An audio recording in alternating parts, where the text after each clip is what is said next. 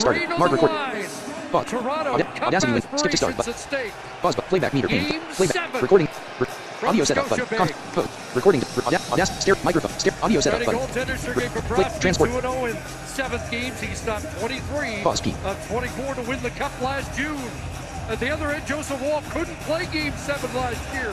Injured as his shutout bid in Game 6 was spoiled at 19:59 of the third period against Boston. This year, Wall posts a Game 6 shutout and gets his first Game 7 assignment. Both coaches have won a Stanley Cup in Game 7.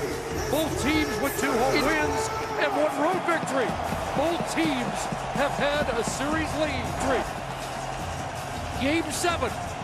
Where do we go from here?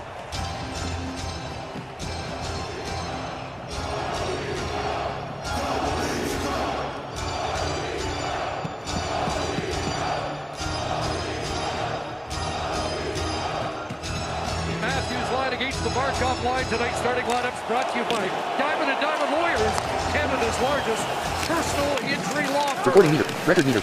Audio setup. Audio setup. Microphone. Stereo. Microphone. And a backhand stop there. Playback meter. Playback meter. Peak -12 dB button. Playback meter. Off the board. Matthews works it. Warner will flip it out to center inside the Florida line. Track. Label track. Stereo. Playback level. Slider at 100. 100%. Into it though. I think that's going to play a big part. You need to think about last Wednesday. They were disappointed. They got the energy here. That helps get you into this game. Get the energy going for the whole squad. Brandon Carlo off the boards, out at center, off that glad, maybe a break for Tavares. He's got Holberg going to the net, but the pass broken up by Forsling, and now Matthew Tkachuk hands it off. Sam Bennett's away. Effect. Get off the blocker. Noise, delay and reverb. Distortion, delay, echo, reverb, menu item. No audio selected dialogue. Okay, button. Select the audio. Audacity window. Playback meter pane. Edit. Select. Share. And track view table. 1 audio 1. 1 audio 1. Redirect. 2 audio 2 selected. Edit. Select. Tracks. Generate. Effect. Menu. Get it. Fade. Pitch. Noise. Delay. Echo. Reverb. No item in view. Reverb dialogue. Pane. Room size. Percent. Edit. 100. Panel. Relay. MS. Edit. 0. Reverberance. Percent. Edit. 100. That shot blocked. 0. 1. Back up. Damping. Percent. Edit. 100. Damping. Panthers making a change. 1. Wet gain DB edit -5. Dry gain DB edit -5. Stereo width. Panel pane preview button. One handing it down low. Verhage comes out Slider in front. Slider at 50. Dry gain DB. New. 5. Slider. Panel pane preview.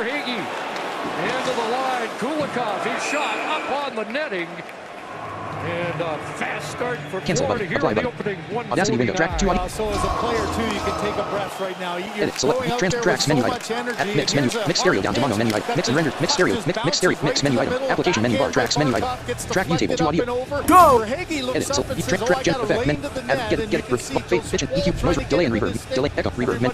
Reverb dialogue. Pane. Slider at 75. Reverberance. Percent. Edit. 75. Slider at. Slider at 0. Damp. New. Goals in his last 2 Game 7. He Slide, scored the slide, opening goal of the final last year cancel against button. Edmonton. Lusterinen plays it behind the net. Benoit trying to feed it up the boards, but kept in by Marchand. Wet gain D. Again, Hyphen.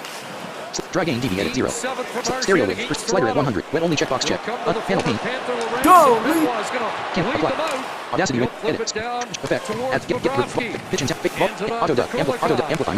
Amplification DB edit 0.0. Amplification. New. Getting it back to Lawrence.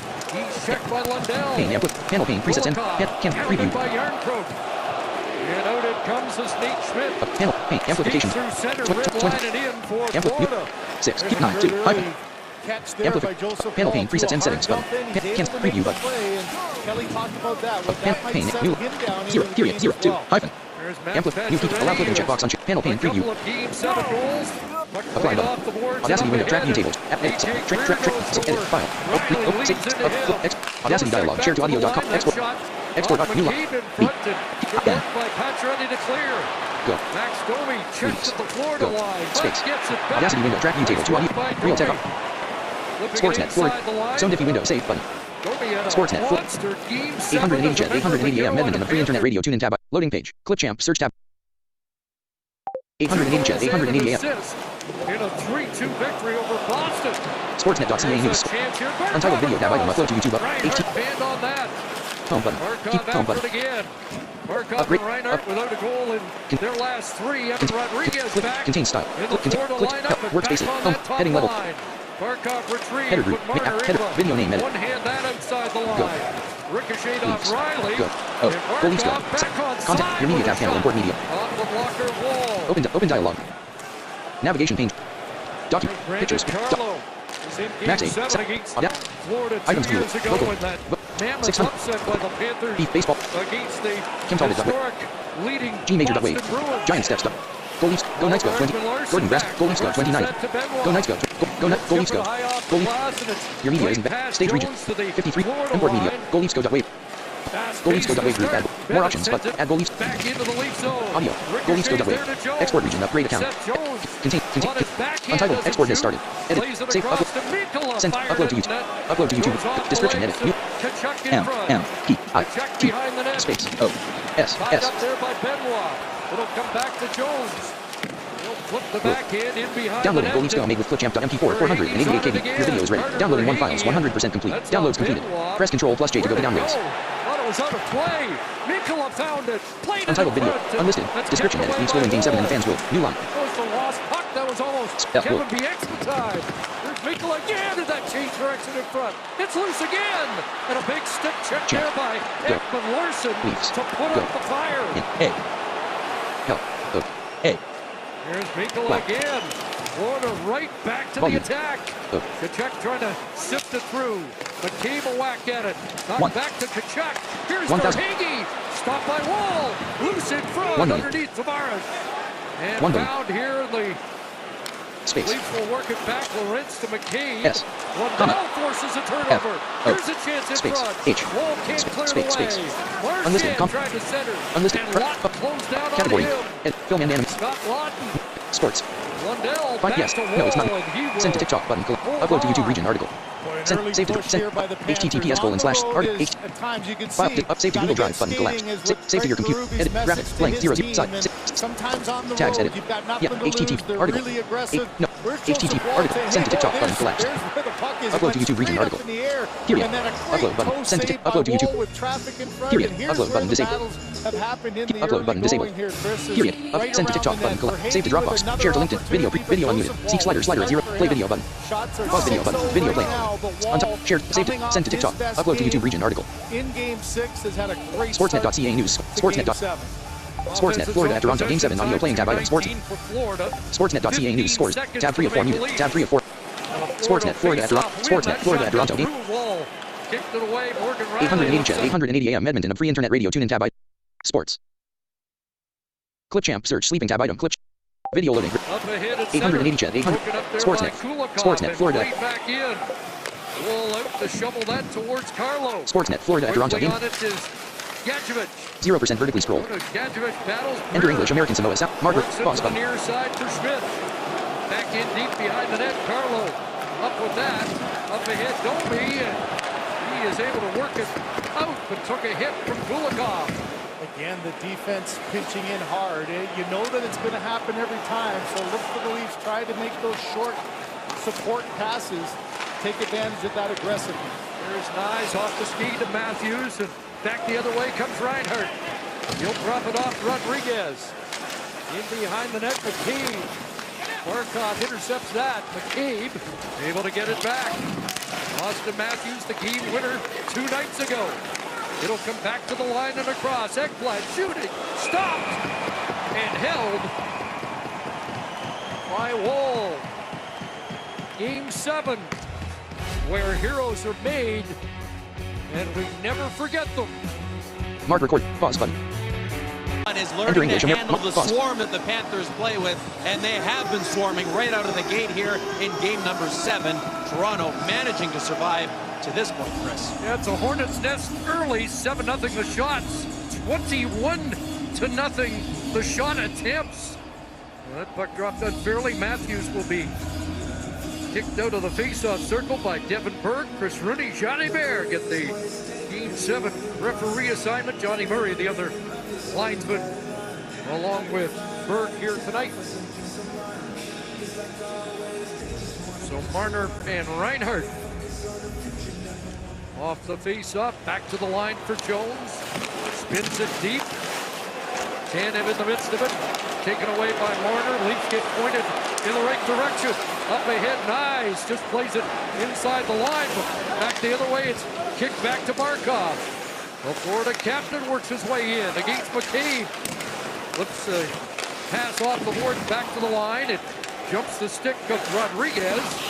Marner back there. And he'll drop it back to McCabe. Leafs have not had any breathing room yet.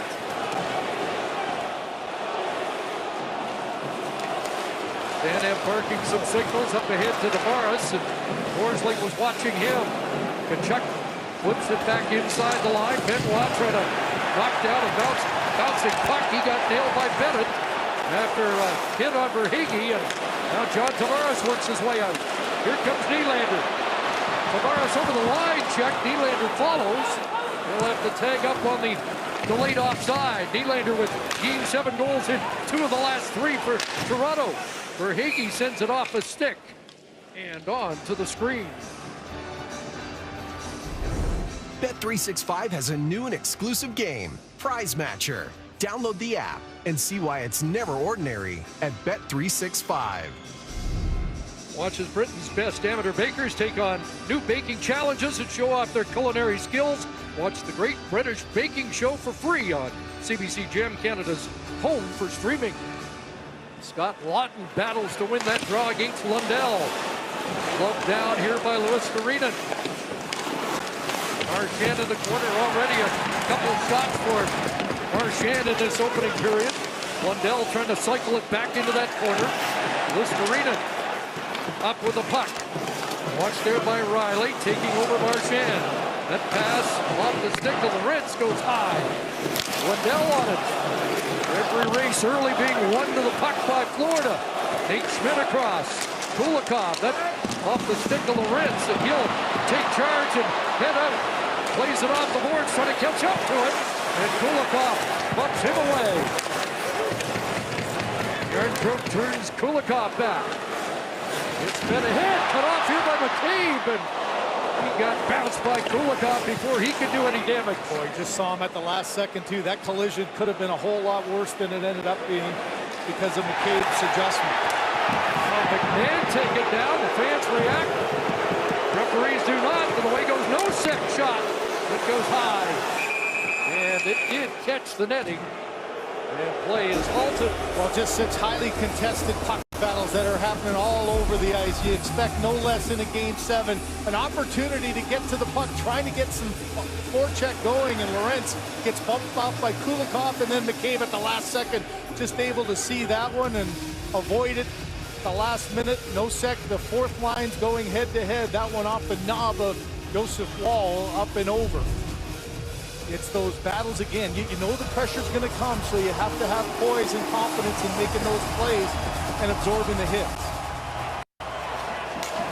Austin Matthews won the draw. There's Nyes.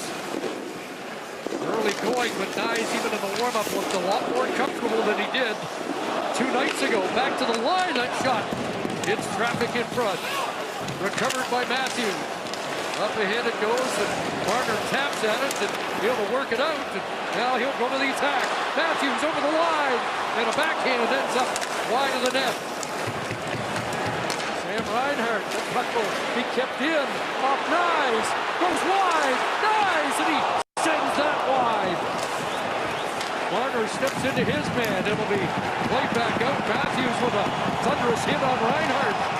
So that's the best early shift for Toronto. And great to see Matthew Nyes skating with that fluidity too. You know, so much pain he was looking like in that last game. And you know, with everything on the line, he's going to give out his best no matter how sore. Up ahead on Pacioretty, and McMahon on the puck. Leafs 10 minutes in, still looking for their first shot. Domi trying to center. He'll give it to McMahon. Back to Domi. Pacioretty's in front, and it just went wide. What a chance for Max Pacioretty, who's tied for the series lead with 6 points, along with William Nylander. Tkachuk now onto that left side, too far for Bennett. Carlo there defensively. Domi comes back, and Morgan Riley up off the ledge for Carlo. Pacioretty trying to get a stick on it. Domi helps work it out to center. Leafs change as Kulikov sends it back in. There's Marchand trying to come off the boards. Brad Marchand in behind the net. Pass goes off the leg of Riley. Spun back. And Morgan Riley will flip it to the Florida line. Nate Schmidt ahead. Good quick pass. Here comes a chance for Marchand, and he fumbled the puck into the corner. Fires it across the goal mouth, and it'll be knocked out by Benoit. Maybe a break. Here's Nylander coming in. Nylander, and he fired down a foot wide. Oliver Ekman-Larsson sends it back in. Nylander tanked along the boards. It'll come back to Benoit. Shooting that, misses short side. Ekman-Larsson's got it. In the corner, Holmberg. Crisscrossing there with Nylander. Nylander trying to center it. He's tied up by Jones, but stays with the puck. Nylander up high. Along the line, to the net. Roll through, Nylander. Oh, Bobrovsky with a big stop on the Leafs' first shot of the night. Well, there are times in a game it feels like the puck follows you around, and we've seen it all year with Nylander. Here's one, just barely keeps it in with pressure at the blue line, able to straddle the blue line. Watch this thing go through a stick, goes through a skate, right back to him. Bobrovsky with the save. Mark recording. Enter English American Samoa sound recorder window. Resume recording button. Faced a lot of shots in between action. Case in point here tonight. All the action in Toronto's end early on, had to make a sharp early save on Nylander and managed to squeeze it tight, Chris. First shot for the Leafs. It's a grade A chance and a face-off win here by Matthews. Ekman-Larsson behind the net. Matthews dies in front. Can't get him the pass. Evan Rodriguez off the board. Kept in by no. It bounced on Nyes. And Barkov able to recover for Florida. Tough hop there. Rodriguez behind the net. Jostling there, Barkov after it. Able to work it back towards Jones. Nyes can't reach it. Well, Matthews in a court battle and wins it and comes away with the puck. Both teams want changes, so Benoit takes his time and then hands it to McCabe as he goes off. Big McCabe up on the left side. Lorentz, nice move on Ekblad. Then gets upended. And they're going to let him play. Back to Tanev. Around it comes to the other side. Lorentz can't catch up to that. Bumping with Tkachuk. Taken away by Lawton. Here's Lawton trying to center. It's loose in front. And Bobrovsky able to find it and cover. Well, if you're Craig Berube, that's exactly what you need. Your top line has a good shift, and then the fourth line comes out and follows it up. This line has to bring some energy. The Florida Panthers feel their fourth line has been able to do it numerous times. Well, here's a great shift to follow up on. Good pressure down low, good spin off by Lawton, and there's another one that Bobrovsky, you mentioned that one coming into his crease. Couldn't get a hold of it the first time, but as Lorentz was on the doorstep and Yarncroke fighting for it, couldn't get a second chance. That's a shift to build off. John Tavares, a clean face-off win. Morgan Riley into the corner. Nylander let it go. Holmberg's on it. He'll try and come out in front. Great stick there by Bobrovsky. Actually dropped it after making the check, and away goes Lundell. Brandon Carlo off the boards. It'll ricochet back to center. Forsling pounds it right back in. Pontus Holmberg at a delayed offside. They're going to call.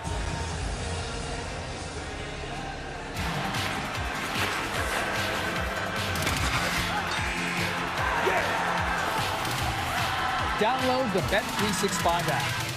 Well, in my day, it was Billy Smith that you had to be worried about, or Ron Hextall with the big stick, and that's not something you see all that often, that violent a swing across. But a great read of Bobrovsky, knowing the wraparound's coming, not allowing it to get to the front. That's a bit of old school goaltending there. Here's Domi, and Pacioretty loose on the right side. Pacioretty behind the net. Back it goes to Tanev and McCabe. His shot knocked out in front. McMahon, Pacioretty, stopped there by Bobrovsky. Another chance in tight for Toronto now.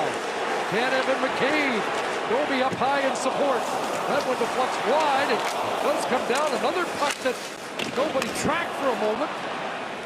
And And it rolls down the ice. It's going to be enough for icing. It is. Well, Kyle talked about it. For Bobrovsky, you go through stretches where your team's putting pressure at the other end. You got to stay focused. Here's a couple of good chances that start from behind the net. Pacioretty gets it and then gets to the front. The rebound right there, and Pacioretty actually got a piece of it. Bobrovsky, look at his ability to look around and get a piece of it. Pacioretty with the big goal in Game 6, that insurance marker. I think what they're talking about here is on the icing. I thought it hit Chris Tanev, and I think the officials are discussing, and I think it's the right call. I don't think it was an icing as it was hit by the Leaf blue line as it was going out. So at center, the two lines that faced off to start the game. Nice plays it off the boards. That'll be clubbed away by Reinhardt. Oliver Ekman-Larsson and Benoit. Benoit played the most minutes of any Leaf defenseman in Game 6. Over 20 minutes. Ice time was managed pretty evenly in that game. Here's Marner. Got a man in front, and again, Bobrovsky with a good stick as Ekman-Larsson charged in.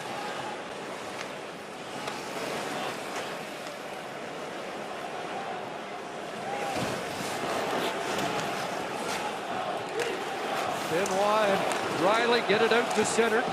Ekblad trying to break it up, and now it's a break. Scott Lund's in. One stop. Bobrovsky's got another, and suddenly the Leafs are the team getting the chances. And it's the fourth line again. A great play in the neutral zone. Lorentz with the outlet pass. Just a great job of reading it off the wall. Lawton in tight, tried to get it up and over, but Bobrovsky, he moved so well laterally, able to get the toe on it and hold on. Recording resumed. Mark recording. Brendan Carlo, Mark, a shot button. turned aside. Working right in front. Bobby McMahon stopped by Bobrovsky. McMahon still looking for his first postseason goal. Away goes Bennett. Over the line, Sam Bennett. And ramps off a stick and out. Well, Kevin Bieksa talked about the best face-off team in the National Hockey League playoffs, and here's where you can get something out of it. Great job of Domi, then get it to the front of the net. Doesn't get the first time, but the second time's a charm. But there's Bobrovsky again. That lower part of the net is so difficult to find a hole on those rebounds. He covers it extremely well, and anything that's a rebound in tight, you have to be thinking top third of the net to get it up and over. We've seen a couple of examples already. The Nyes one early on, Pacioretty as well, and then McMahon there. John Tavares wins the draw. The Leafs were trailing in the faceoff department early, but now won 7 of 11. Verhaeghe back in. That shot goes wide. Kachuk bumping with his old Calgary teammate, Chris Tanev. Bennett will cycle it back. Tanev trying to cut off the pass to Kachuk. Will come free to Verhaeghe. Carter Verhaeghe shot off McCabe, and will ricochet back into the Florida zone. Shots now 7-3. Florida built that shot advantage very early on. Rodriguez digs after it against Ekman-Larsson. Barkov from the corner, trying to turn away from Matthews, who's stuck with him. Good work by Matthews. Nyes ahead, but that's broken up by Jones, and it's Rodriguez to the net, rolling it wide. Reinhardt back to Rodriguez. Evan Rodriguez, glove stop. Wall will hold on as Rodriguez gets the latest Florida chance. Well, I want to show you just the intensity of not only playoff hockey, but Game 7 hockey. How about this little battle? Barkov spins off, does a nice job. Matthews gets inside again, wins the puck battle, now picking offense, but a turnover creates this chance for Rodriguez. His first game back since missing the last 2, and good sticks there. A nice reaction from Wall, not allowing Rodriguez to get his shot away. 50th postseason game for Rodriguez, who had 4 goals in last year's Stanley Cup Final Series. There's Forsling dashing in, the only Florida defenseman without a goal so far. Yarncroke check, but a nice outlet to Lund. Got Lorentz in, Steven Lorentz, and Bobrovsky has the answer against his old warm-up guy. Wow, in all alone, but this play starts in the defensive zone. We've talked so much about Chris Tanev. Watch this battle here. Takes the body, has a good active stick, gets pressured, outlet pass, comes right back to him. Secondary outlet pass, and then Lawton right up through the gut, and Lorentz goes for that quick shot. Trying to go under the arm, it looked like, of Bobrovsky. Kind of got it mid-zone. Maybe trying to go under, but Bobrovsky felt it, was able to hold on, and there's that fourth line again. They've had two of the best chances in this first period for the Maple Leafs. The blue liner behind Lorentz stumbled there. I don't know if Lorentz knew he had that much time.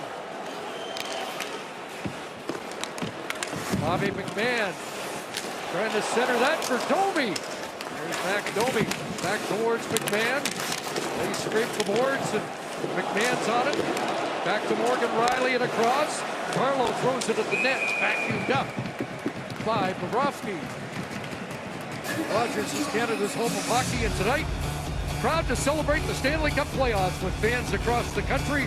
For Canadians, this isn't just a game, it's our game. You know, Chris, both coaches always talk about trying to get to your game as quick as you can. I think it was pretty evident early on that Florida got to their game right off the top, but as we saw Craig Berube trying to get the engine running a little bit, it started to turn, and sometimes you need your goaltender early on to make a few big saves. That's what happened with Wall. Now both teams have their legs. Another face-off win by Toronto, done by Matthews, and that flipped high and out. Well, how good of a sign was it for Austin Matthews? You know, that goal in Game 6, we've seen it of his 401 career regular season goals. You know, you've probably seen it 200 times. He's dangerous from that spot, getting a shot through a defender and going in. Chris, it just hadn't been happening for so long. It was unusual to see it, but man, that's got to make your mind feel a lot better. Let you relax, get your confidence back, and his one goal of this series was a huge one. Seventh career game-winning goal for Matthews in the postseason. Hasn't scored in back-to-back playoff games. Here he trying to change that. Hasn't scored back-to-back since the 23 series against Tampa. Had a good look there. So I like that. You know, you saw the goal that he scored. He went 5-hole with that quick wrister down low. This time tries to get it up. You've seen early on here, Bobrovsky has been controlling things down low. So now the next chance you get, you try to mix it up. Get the goaltender always guessing, trying to think, and he's so good at disguising where the release point is to not know exactly where it's going to go. So now the shots are even at 7 apiece. First 7 to Florida. Last 7 to Toronto. Who gets the breakthrough here tonight? Fired in from center ice. That off the screen. Gets the whistle. Well, you know these games, they tend to be so tight defensively, so much on the line, elimination for both teams, and, you know, players at times are afraid to make mistakes. Puck management is on the words of both coaches. You know, look at the Leafs historically, it hasn't been their defense that's cost them in Game 7s, it's been their offense. The last 5 Game 7s, they've had 4 goals in total. So getting to 2 has been a challenge. They've been tight defensively in this series. You go to the last couple of games, you know, they're fighting for every inch to try to get some offense. Game 7 here has been no different. Last Game 7 in this building was the 22 loss, 2-1 to the Tampa Bay Lightning. Morgan Riley flings it in. There was a Game 7 loss against Montreal in an empty building here. Or just about empty. Forsling back in his own zone. Leafs are changing as Matthews, Marner, and Nyes come back on. Bennett with a hit on Ekman Larson.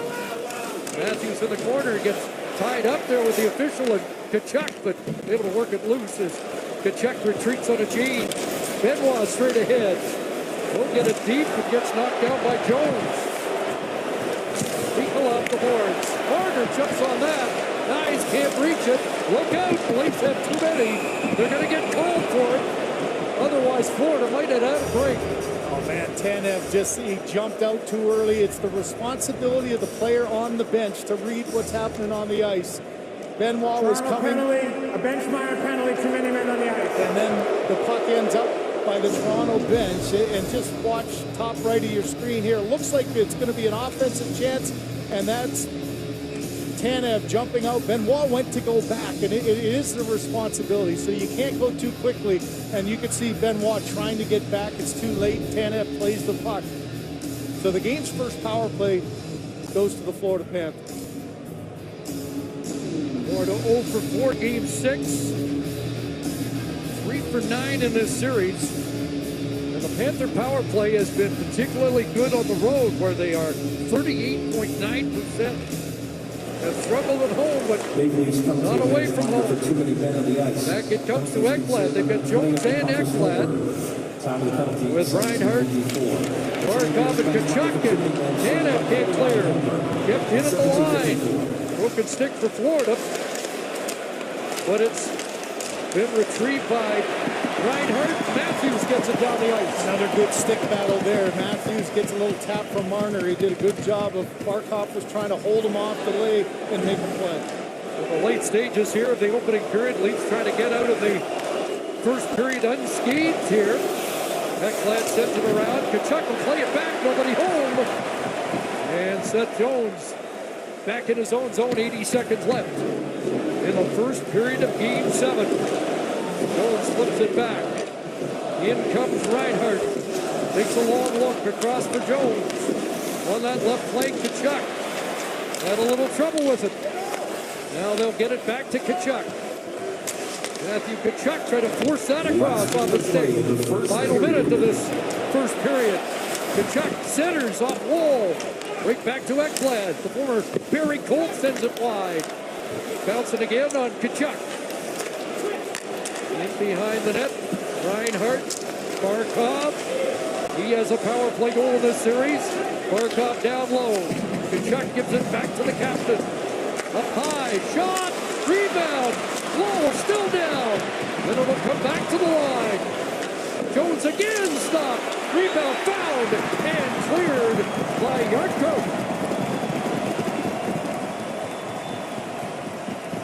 Dozen seconds remaining, and the too many men penalty being served by Holmberg. Here comes Bennett in. Bennett trying to break through. Bennett a shot across the goal mouth. That'll ricochet back out, but Holmberg back on the ice. And the clock's going to drain in this opening period.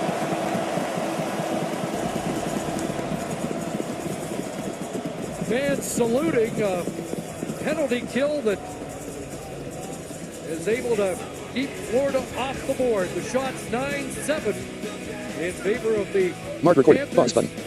Recording. 3 odd man rushes Sport. for Tune in. Toronto. Okay, here's Joseph Woll. Tab 3 of 4 after his muted. game 6 Tab 3 of 4 unmuted. shutout. Tab 3 of 4 muted. Tune in search. Search results. Tune in Windows It's 10. a lot of work that goes Tune in into login. just being Search where filter you are. navigation It's- tools. It might sound kind of contradictory, but you know, Sportsnet you have to get out of 590 your own fans. way. That's something I've Sportsnet learned. Florida at Toronto. I Game think 7 that's audio what playing. the best competitors are able to do. Yeah, the mental side of the game. 880. Tab 1 of 3 unmuted. Tab 1 of 3 muted. Sportsnet Florida video loading graphic. More information button. Tab 3 of 3 unmuted. Tab 3 of 3 muted. Tab 3. Loading complete. KARS Cars for Kids. 1877 Cars for Kids. Sportsnet Florida at Toronto. Game 7. Donate online at carsforkids.ca. That's cars with a K. Pick up is quick and easy. You'll benefit a child and get a maximum tax credit. Current time 0 hours 32 minutes 0 seconds 71 seconds. Stop recording. Pause button. Donate today, and your car can be gone tomorrow. Welcome to Get the Dirt. I'm your host, Doug Spade. Ready to dig in, Ivy? I'll take backyard digs for 500. Okay. Before planting a small tree, you need to do this. Buy a lawn chair. You're my kind of gardener, but that's incorrect. Over to you, Daisy. Click before you dig. That's correct. It's allowed to submit a locate request through Ontario One Call before digging for any sized project. I'm Doug Spade reminding you that we all win when you click before you dig. You built your business from the ground up. Now let Rogers Sports and Media take it to new heights. Book your next radio or podcast advertising campaign with Rogers Sports and Media Ad Manager. Designed for businesses of all sizes. RSM Ad Manager is self-serve and simple to use. We'll even give you a $250 ad credit to build your first campaign today. And your audio can be produced at no extra cost. Visit grow.rogersportsandmedia.com to claim your ad credit today. Every step can help save lives. Every step can take us closer to a world free from the fear of cancer. Sunday, June 15th, join thousands in Toronto in the family-friendly Princess Margaret Journey to Conquer Cancer, presented by Starlight Investments. Carry the fire by walking or running 1, 3, or 5 kilometers while raising funds for life-saving cancer research at the Princess Margaret. Your journey starts with the first step. Take yours today and sign up at journeytoconquer.ca. This is Muskoka Bay Resort, a championship course carved into the granite and pines. A tribute to the iconic Muskoka landscape, where mist lifts off the fairways and your most memorable morning of the summer begins. It's not just the course, it's the company, the craft, the calm between shots, the celebration. Muskoka Bay Resort, not just golf, a top-tier Canadian experience. Reserve your stay and play at MuskokaBayResort.com. It's the Lexus Demonstrator event at Don Valley North Lexus. During May, Don Valley North Lexus has rates as low as 1.9% with savings up to $9,000 on select remaining 2024 demonstrator models while supplies last. See DonValleyNorthLexus.com for details or visit them at 7200 Victoria Park, just north of Steeles. A proud member of Wayne's Auto Group. Legend has foretold of a smoothie so delicious and refreshing that it could quench the thirst of a fire-breathing dragon. But it's also a great pick-me-up after a workout. The new Dragon Slayer smoothie from Booster Juice, a legendary blend of dragon fruit and mangoes, destined to be your next obsession. Try it today along with the new Dragon Booster Ball and the Pink Dragon Booster Mixer. 3 epic menu items to conquer your cravings. Booster Juice, Canadian-born, blending since 1999. Going on vacation? Spending money in another currency? From dollars to dong, pounds to pesos. If you're still using major banks, you could be getting ripped off. Instead, use Wise and save up to 3 times compared to major banks when you spend money in another currency. Download the Wise app today. Wise, the app for doing things in other currencies. Terms and conditions apply. St. Louis Bar and Grill, home of the $4 happy hour. Over 20 dishes and drinks starting at just $4. Visit stlouiswings.com for details. 100% Canadian owned and operated since 1992. Sportsnet 590, The Fan.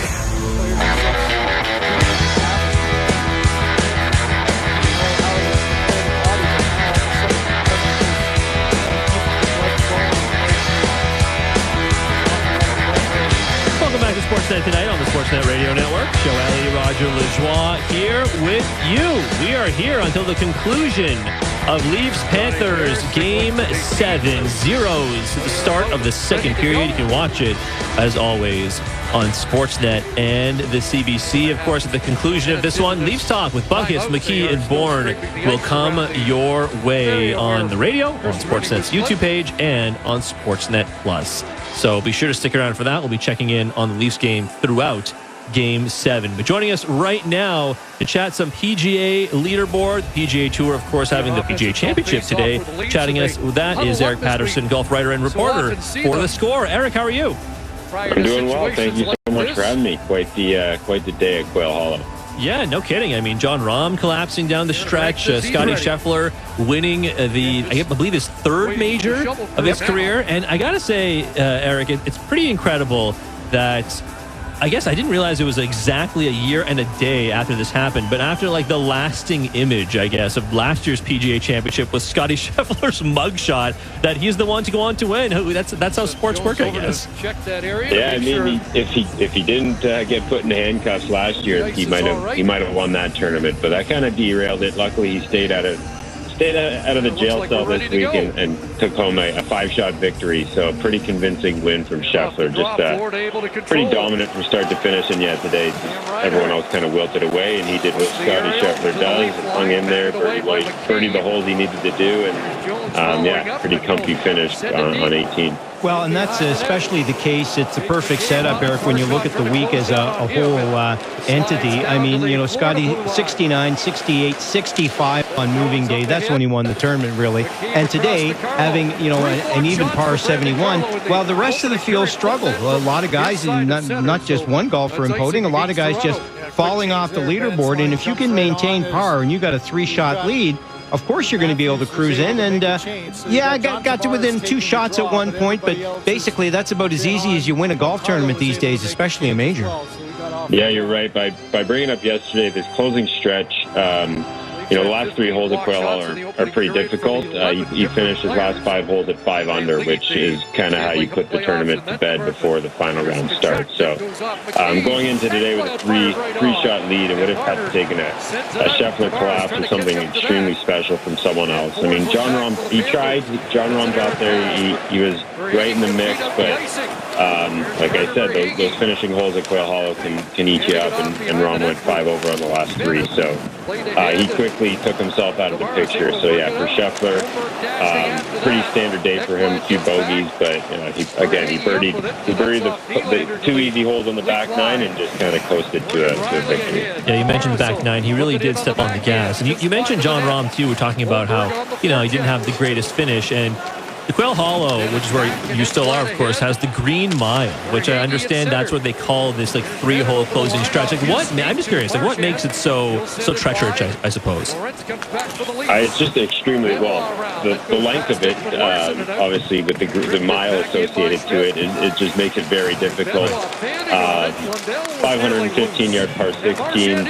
Number 17 is a 200-yard, 215-yard par 3 over water that can play pretty difficult, and then 18 has a river road running up the left side of it, so just very demanding off the tee. And if you miss in some of the wrong spots, you're forced to pitch out or lay up, and the greens are pretty tricky. So very easy to make bogeys. As we even saw with Scheffler, he played 18, he missed to the right his drive, and it just kind of had to lay up and missed the putt there. But very easy to make bogeys, and if you find water, doubles come into play pretty quickly. Quick score check of the Toronto Maple Leafs game. The Florida Panthers opening the scoring in the second period. Seth Jones, one of their new acquisitions at the deadline this year, opening the scoring. So Florida leading 1-0 with a couple minutes into the second period. You can, of course, watch it on Sportsnet. Yes, sir, and we'll keep an eye on the game, of course, for you. So I guess it shows you, just an overall where golf is these days, Eric, that Scotty Scheffler, who is such a dominant golfer, world's #1, terrific player, showed the poise, wins by 5 shots, and I'm using air quotes here, has only 3 major championships, and his first PGA, because of course he had a couple of Masters. It really does, if you take a step back for a second and you see how hard Rory McIlroy had to work to win his first and only Masters in this golf season, how tough it is, and how competitive the PGA Tour is. When you look at, I know it's an unfair comparison to anybody, but Jack Nicklaus at 18 majors and Tiger Woods at 15 majors. It is so tough to win on a regular basis on this tour and rack up the majors like players did back in the day. We're talking about an elite player here, and he was great today. I guess it'll be interesting to see by the time these guys are all said and done how many majors the best golfers of this era are eventually going to win. No, you're right. There's been players who come out of the gate hot. Even Rory, he won 4 really quickly. Spieth won 3 very quickly, and then it kind of slows down. So these guys kind of strike when the iron's hot. Scheffler, he's been doing this for 3-4 years. So I would say the iron's still pretty toasty for him. I can see him winning definitely a few more. But again, you don't want to start pegging, these guys are going to win 8, 9, 10 majors, because as Rory's career has told us, it is very, very hard to do no matter how good you are. There's only 4 of them a year, and if your game's not sharp, a couple bad breaks here and there, you're winding up, top 10, top 20. You're playing well, but not quite contending. So very, very difficult to win. But I definitely would be shocked if Scheffler ends his career with 3, just with how good he is at Augusta, how good he could play at U.S. Opens, and obviously the PGA Championship. I do wish he would, maybe contend in an Open Championship. His game doesn't quite translate as well to across the pond. He's talked about this a few times. He doesn't like the unpredictability of a lot of what links golf offers, with bad weather or bad lies or those pop bunkers. So I'm definitely interested to see Scotty come July at Royal Portrush to see if he can figure that one out. We're chatting with Eric Patterson, golf writer and reporter for The Score here on Sportsnet Tonight. Show Ali, Roger Lajoie here with you until the conclusion of Leafs Panthers Game 7. As we talk about Scotty Scheffler, and clearly the world number one, he's earned it, he deserves it. But it's funny, like the top echelon of golfers, as Roger's talking about, like what the accomplishments of Nicklaus and Tiger and so on have been in years past. The upper echelon of golfers, including Scotty Scheffler, is pretty fun, I think, because all of the four, I'm not sure if these are the exact four in terms of world rankings, but some of the four guys who have won majors in the last little while are also different, right? I mean, you got Scotty Scheffler, you got Xander Schauffele, you got Rory McIlroy, who finally won the big one at the Masters, and of course Bryson DeChambeau. I mean, there's like personality-wise, whenever you see them talk to the media, they're different, and their golf games itself is pretty different. I think it's fun that you see those names more often than not at the top of the leaderboards, but especially at the top of the leaderboards for the biggest majors as well. Yeah, you're right. We definitely are getting a bit of a variety there, Bryson, with the power. Xander and Scotty are similar. Scotty obviously just better in pretty much every aspect, just a little bit more finesse, and then Rory just kind of like that. You're kind of just in awe when you watch him, just with how effortless it looks. But yeah, Scheffler, I think, easily the most well-rounded game in the world. That goes without saying. His putter was fantastic this week, so plays at every course, and we're going to get another chance to look at these guys kind of go at each other at Oakmont in about a month. So I would expect to see Scotty, Bryson, Xander Schauffele, and Rory kind of in the mix again. I'd be surprised if one of those four don't win another one. My early money would be on Bryson just because he loves the U.S. Open so much. Well, and certainly Bryson had a strong PGA as well. When you take a look at it, nobody wants to, you either win a major or you don't in the minds of those guys. But a very solid week of golf as well, finishing with a 1-under today and a three-way tie for second at 6 under. Not a good PGA for Rory McIlroy. Kind of a one-off for him. Where's his game getting ready for the U.S. Open? Yeah, very, very strange week for Rory. He had his press conference before the tournament. Didn't really give us much, just kind of, talked about how much he loves Quail Hollow. He's won at this course a ton. And then just got off to a slow start and never spoke to the media again, which is very surprising. Especially, Rory, he talks often. I mean, he got a little bit of flack last year at the U.S. Open after he didn't talk when he kind of collapsed, but I expected him to talk a little bit this week and kind of discuss how his game felt, what was going on. We talked, the story came up during the week that his driver was actually tested by the tournament and it was deemed illegal before he teed off, so he had to go to a secondary driver. Again, another story that was never really talked about from Rory because he never said anything to the media. So a very interesting week from Rory. I think we'll see him in 2 weeks at the Memorial Tournament, so I'm sure he'll be answering questions there about kind of what unfolded this week at Quail Hollow, why he didn't really play his best golf, and kind of what he's trying to accomplish with not speaking to the media. I just found that very, very strange from someone who typically talks a lot. Quick score update again from the Toronto Maple Leafs game. Anton Lundell burying a rebound in front of Joseph Woll. Now 2-zip Panthers with 12.5 minutes to go in the second period. It's funny you talk about Rory as well, Eric. I mean, I think that drone shot of like the guy digging around in the water for Rory's ball and like then putting it in his pocket was like, it was pretty funny. I do think like that's kind of, I know Scotty Scheffler won the tournament, but that's probably going to be like one of my lasting memories of this tournament. We talk about good weekends for different guys though, and before we let you go, I do want to get to, of course, the Canadians who are on this on the tour as well, the 2025 PGA Championship. Taylor Pendrith and Corey Connors both saving their best for last. They both had their best rounds of the week today. So Corey Connors shot a 4-under 67. Pendrith saw a 3-under 68th, and Pendrith finished tied for 5th at the best career result for him at a major championship. And I think that this was according to our colleague here at Sportsnet, Adam Stanley. The last time a Canadian finished in the top 5 at a men's major was Mike Weir in 2005 at the Masters. I mean, that's pretty good stuff from both Connors and Pendrith. Yeah, Pendrith, he fits this course perfectly. I mean, he was picked for the 2022 President's Cup team, basically on course fit. So just an extremely long hitter off the tee. I thought he was going to have a good week. I didn't expect a top 5. He didn't, like a lot of players in this field, I'm not going to take away from the top 5 finish. He didn't really contend. He wasn't really sniffing around the lead that much. Obviously, like you said, he shot 300 today and kind of climbed up the leaderboard while everyone else was making a lot of bogeys. But Pendleton's playing well. He's probably up there in the conversation with Connors as the best Canadian right now. Connors maybe a bit more consistent, but Pendleton's game might fit major championships a little bit better just because of how far he can hit it. He's played well at U.S. Opens in the past, so I think he's going to be riding pretty high going, over this next month and a bit.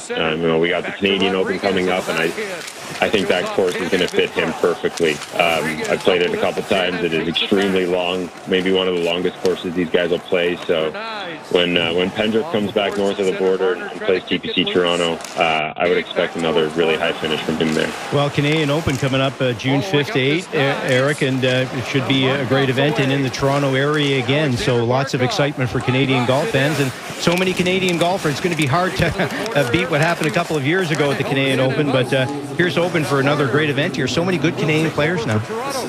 Yeah, Connors, Pendrith, I think Hadwin, Hughes, and blanking on the last one here, Nick Taylor, missed the cut, unfortunately, but this course just really didn't suit their game. They're a little bit shorter off the tee.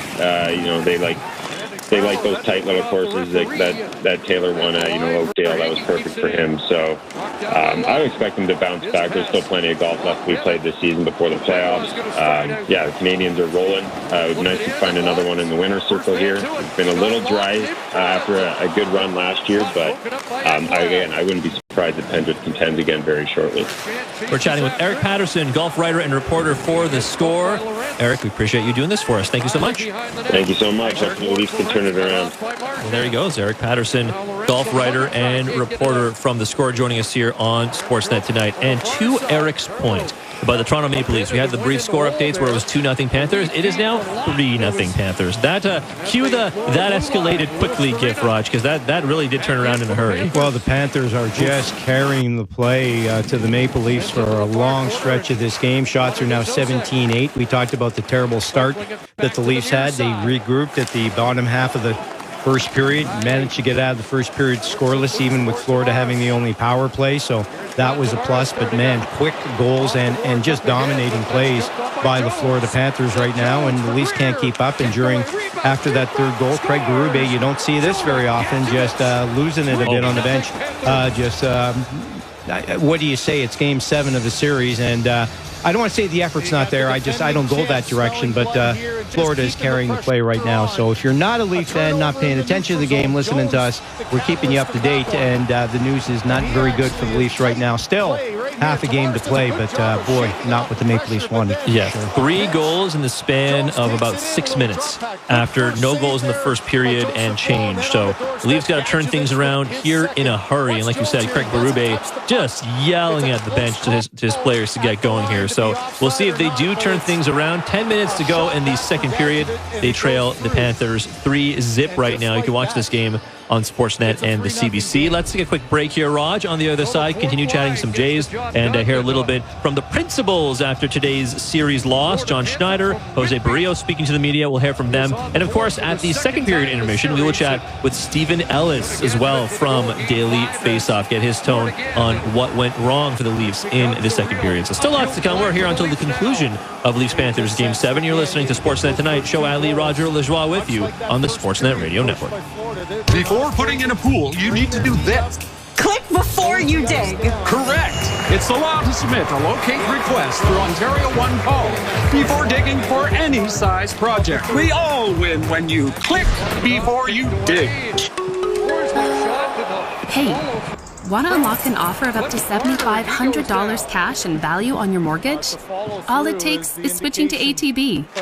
Get up to $6,000 cash and switch for free, an additional $1,500 in value. We have a team of mortgage specialists ready to share their expertise and guide you through the process.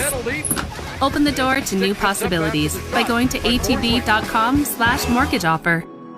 Search spy movies, Hey, it's Gene Principe. What if I told you that watching a game, going to the park, or playing a board game could change a life? For a lot of boys in our community, what they need most is a mentor, someone to look up to learn from, and to just hang out with. That's why BGC Big Brothers, Big Sisters of Edmonton and area is on a mission to find 100 men in 100 days to step up. Be one of the 100 and change 2 lives for the better, theirs and yours. Apply today at bgcbigs.ca/100men. Savor the flavor of the Dragon Slayer smoothie for a limited time at Booster Juice. One of 3 new Dragon Fruit sensations taking wing with the Dragon Booster Ball and Pink Dragon Booster Mixer. Slay your cravings for Dragon Fruit. Order now on the Booster Rewards app.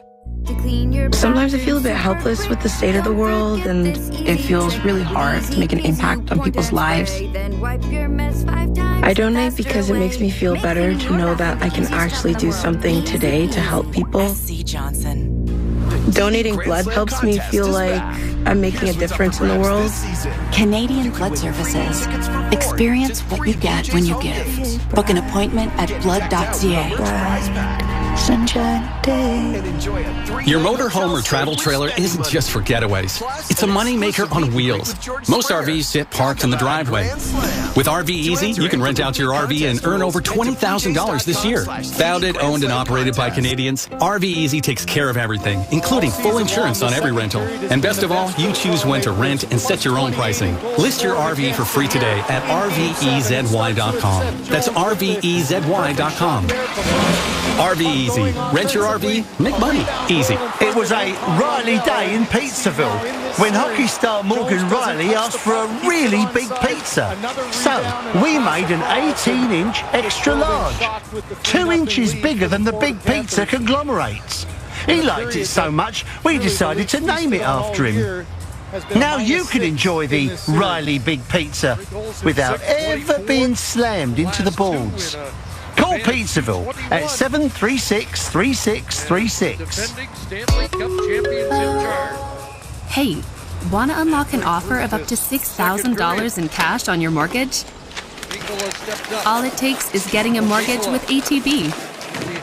We have a team of mortgage specialists ready to share their expertise and guide you through the process and beyond. Open the door to new possibilities and unlock up to $6,000 cash by going to atb.com/mortgage offer. Hey, it's Gene Principe. What if I told you that watching a game, going to the park, or playing a board game could change a life? For a lot of boys in our community, what they need most is a mentor, someone to look up to learn from, and to just hang out with. That's why BGC Big Brothers, Big Sisters of Edmonton and area is on a mission to find 100 men in 100 days to step up. Be one of the 100 and change 2 lives for the better, theirs and yours. Apply today at bgcbigs.ca/100men. If Duroshed builds your shed, you can be doing all the things you'd rather do instead, like clearing out your garage and organizing your backyard. Duroshed has been constructing handsome storage sheds for over 30 years, designed for a lifetime and your lifestyle. Whether you're clearing out your garage or creating the perfect space in your backyard, Duroshed is built right, on site, in just 1 day. Contact them now for spring specials and start your next project today. Explore the possibilities at Duroshed.ca. That's DURO shed.ca. Lone Star's new 3 Amigo meals from $13.99. You get chips and salsa, our new double-stacked Big Smash burger with fries, and unlimited pop. Lone Star's new Big Smash, 2 handmade patties, double-stacked with cheese, shredded lettuce, pickles, and secret sauce. Hold up, did you say chips, salsa, the Big Smash burger and fries, and unlimited pop for $13.99? Someone is getting fired over this. New 3 Amigo meals from $13.99. Available Monday to Friday till 4 p.m. Only at Lone Star. From the opening drive to the final putt, tune in daily for PGA Championship golf updates. Brought to you by your local Ontario Subaru dealers on Sportsnet 590, The Fan. CJCL Toronto. You're listening to Sportsnet Tonight on the Sportsnet Radio Network.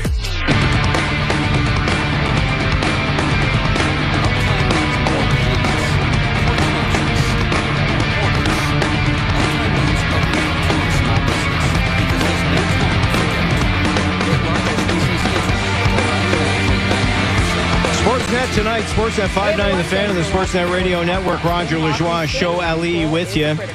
For those of you not watching the Maple Leaf game, that's why you're listening to us. And if you're doing it because you can't bear to watch, maybe you just want to turn the volume down for a couple of seconds here before I say Florida 3, Maple Leafs no score. 7:45 to go in the second period. 21-8 the shots for Florida, 13-1 in period number 2.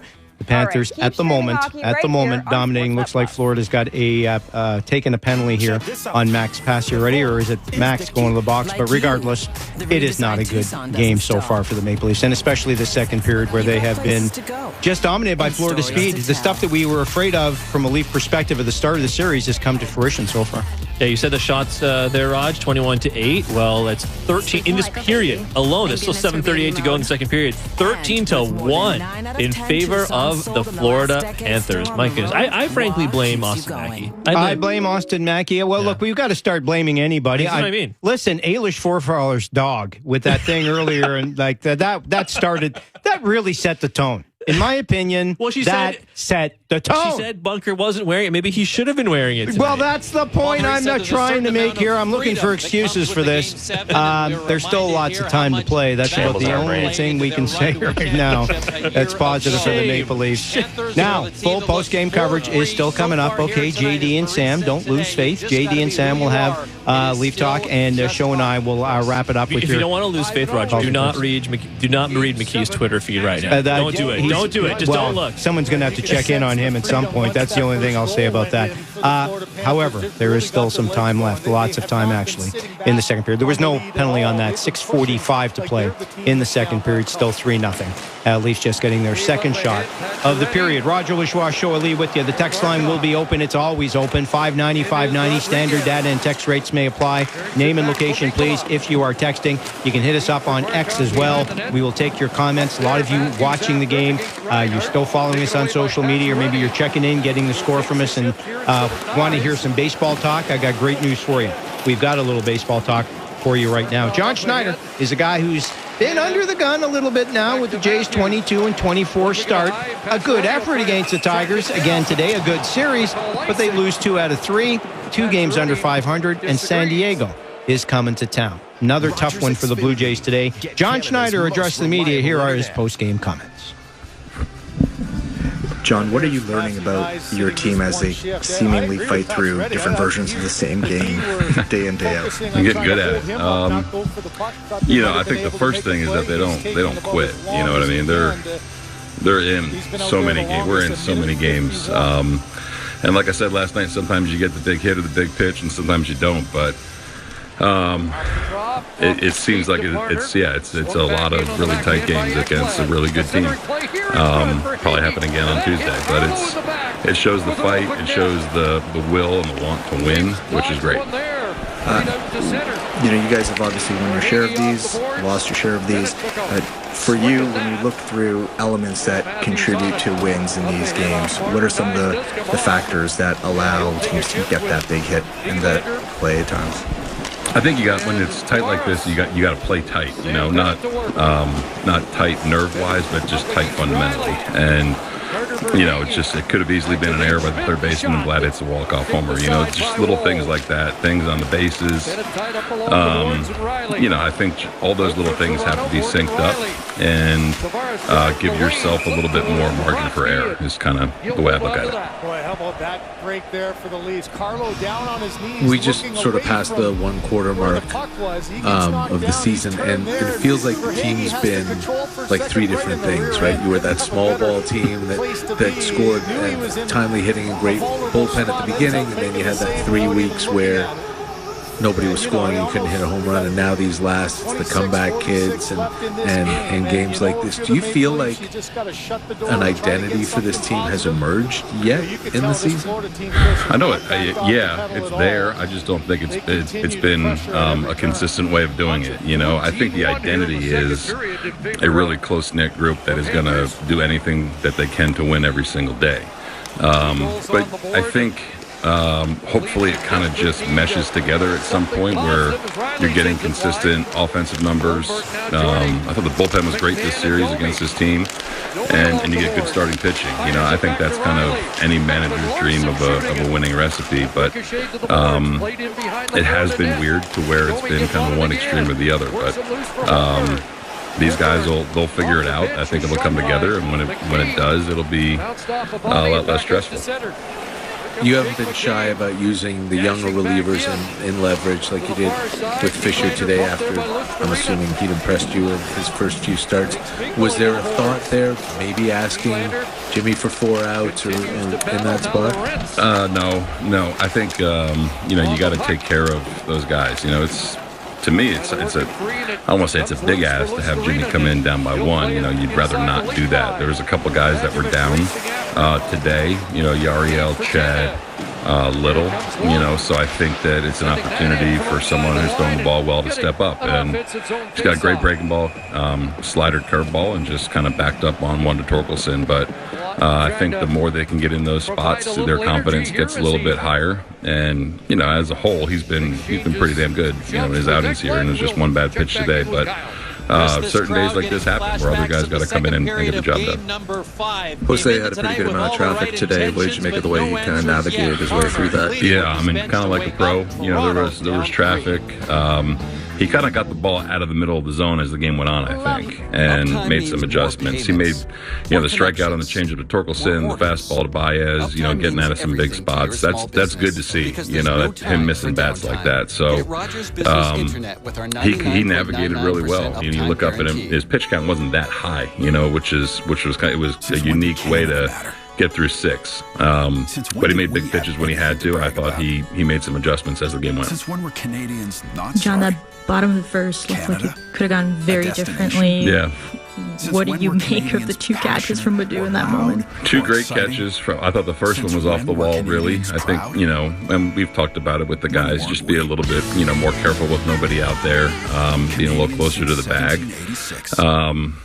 He made, and then one coming in, it's good catch, and Bo was kind of caught in no man's land on both of them. And I think that kind of stuff that happens early, middle, late in games, it always kind of, that's what I'm talking about with Shy, to where you need to kind of play tight in those situations to make sure you don't leave runs out there. And it's the same thing with the pitching. You got to make sure you make pitches to keep the game where it's at. But those were 2 really, really good catches.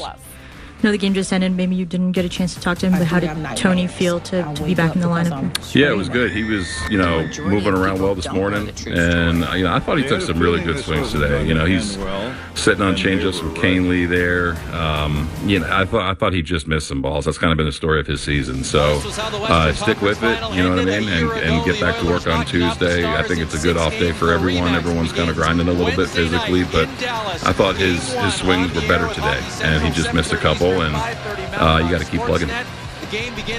John, understanding that still it's relatively recent for Dalton coming off the IL, just with his throwing, are there still some instructions on him kind of really unleashing it? His average arm strength is down a fraction from where he was at last year. Yeah, we're still trying to be smart with it, and I think that there's certain distances where it's like, okay, let it go, and certain distances where we want the middle guys to get out there a little bit. But again, I think Barsh, you take Barsh any day of the week in the outfield. But yeah, there's certain things we've talked about until he really kind of gets into the full swing of it that will adjust a little bit. John Schneider's post-game comments after the Blue Jays lose to the Detroit Tigers today, 3-2, nail biter at Rogers Center, but another loss. Blue Jays slip to 22-24. You're listening to Sportsnet tonight on Sportsnet 590 The Fan and the Sportsnet Radio Network. Roger Lajoie, Show Ali with you. 4:55 to go in the second period at Scotiabank Arena. Florida Panthers continue to lead the Maple Leafs 3-0. Shots 23-10 favoring Florida.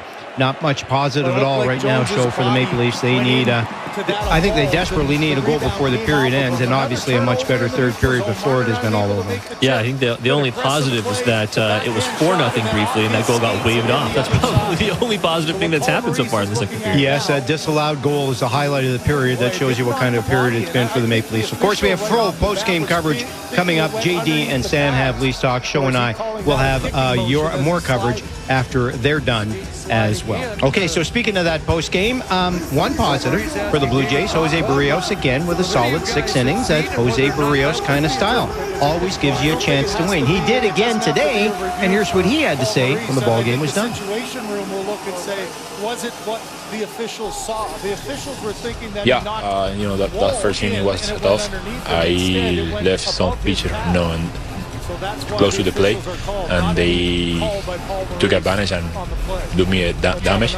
But after that, I was trying to throw better pitches, like you say, in the edge, and try to make quality pitches. So to keep trying to keep myself out there longer in the game. It's a pretty tight series against one of the better teams in the league. How close do you think you guys are to winning some of these games? Like you say, we play against a great team.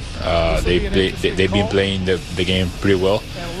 We play a good series against them. I know we lost the series, but we are playing much better, lately. So I think we are close to clinch all together, like offensive side, pitching side, defense, and keep winning more ball games.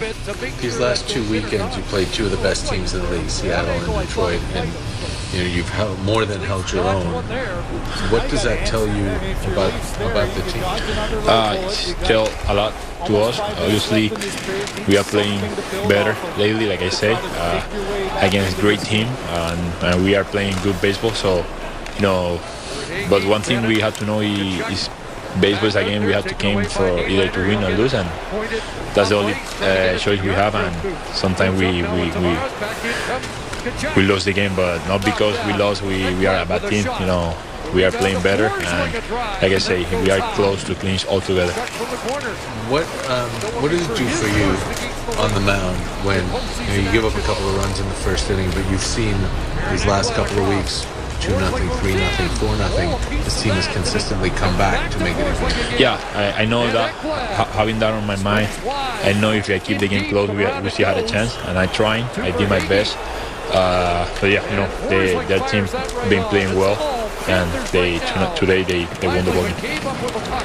Does it feel like to you like every day it's going to be 2-2 in the 7th? I mean, it's sometimes hard, but like if God put myself in this situation and I'm ready to deal with that, I'm on it. That make me be better pitcher, more perfect out there in the mound, and just trying to keep the game close and don't let them score a lot of runs against me. And from a team perspective too, does it feel like every day is like that? Yeah, I think in this division it's really hard.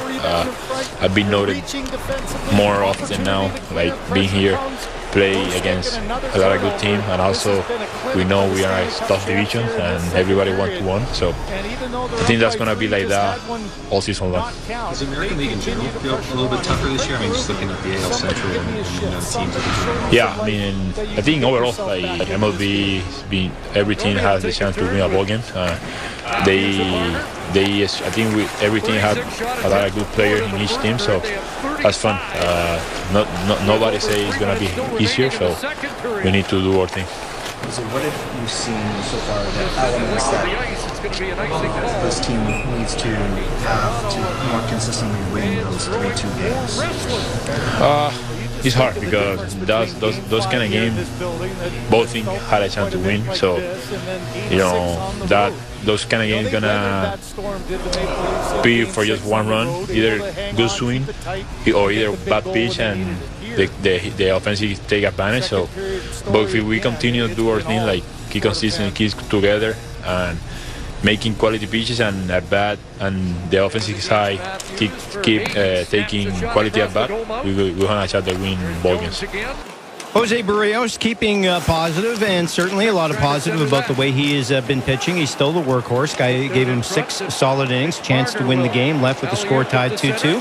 Bullpen didn't quite get it done. They weren't terrible, but they gave up 1 run. And again, the Blue Jays offense show could not get enough going, run production-wise, and the Jays lose another game.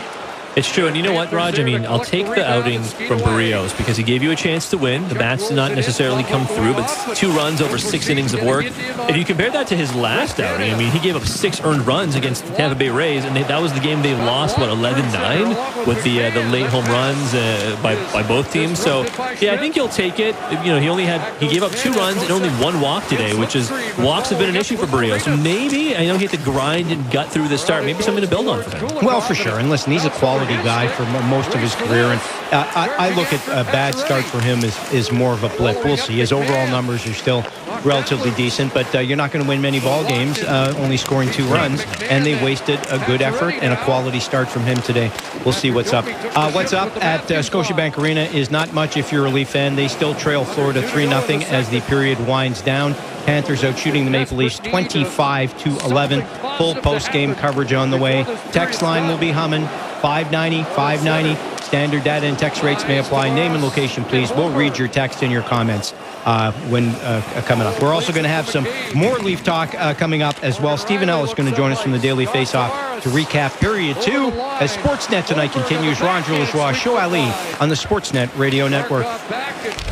We are your home for Toronto Blue Jays baseball. Hear all the action across the Sportsnet Radio Network, streaming on the Sportsnet app, and at sportsnet.ca/590. Are you living with type 2 diabetes? If so, you may qualify for a clinical trial studying an investigational treatment. To qualify, you must be 18 or older, have had type 2 diabetes for at least 6 months, and meet other eligibility criteria. Compensation for time and travel may be available. Take the next step in diabetes research. Call 647-344-2020 or visit joinastudy.ca today to see if you qualify. That's 647-344-2020. Are you tired of lunch bag letdowns? Yeah. Do you want something made fresh? Yeah. Do you have $5.99? Yeah. If you answered yeah, it's time to get Subway 6-inch Italian BMT with freshly sliced deli meat or sweet onion chicken teriyaki with Canadian farm-raised chicken for just $5.99. Stick that in your mouth and eat it.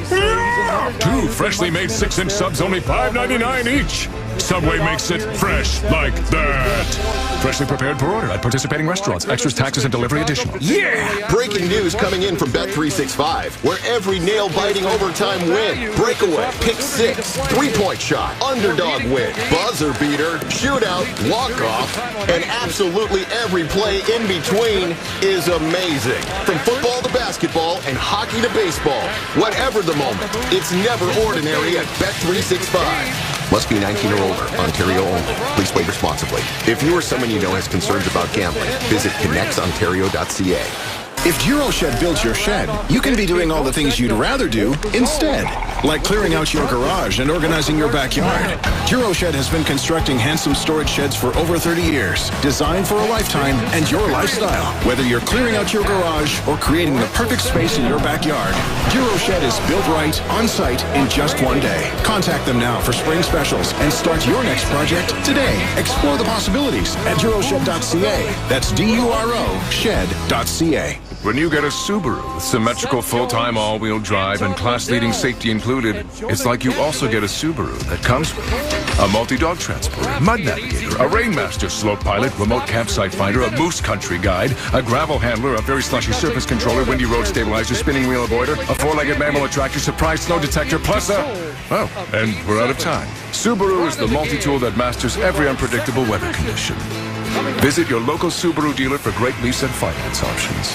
DeWalt salutes the trades who do whatever it takes to keep Canada running. From coast to coast, they restore power, keep the oil flowing, mines running, and work tirelessly to build homes to meet the demands of our growing population. That's why DeWalt has invested over $750,000 since 2024 to support skilled trades training in Canada. So when your country is counting on you, count on DeWalt. Up here, we are tough in the north. For more information, visit DeWalt.ca. Only Sportsnet and Sportsnet Plus bring you every game of the Stanley Cup playoffs. Things really starting to heat up. The quest continues. There's some bad blood. There's some animosity. There's some rivalries. For hockey's ultimate prize. Great players know that playoffs are a time to shine. Great play, and he scores! Wow! From 16 teams to one champion. You cannot script this stuff. Watch or stream every game of the Stanley Cup playoffs. Only on Sportsnet. Here for the Cup. Welcome back to Get the Dirt. I'm Doug Spade. Ready to dig in, bud? How about best offense for 800? Okay. Before building or replacing a fence, you need to do this. Just find new neighbors. Yikes! I hope they're not watching, but that's incorrect. Daisy? Click before you dig. Correct. It's the law to submit a locate request through Ontario One Call before digging for any size project. I'm Doug Spade, reminding you that we all win when you click before you dig. St. Louis Bar and Grill, home of the $4 happy hour. Over 20 dishes and drinks starting at just $4. Visit stlouiswings.com for details. 100% Canadian owned and operated since 1992. Sportsnet 590.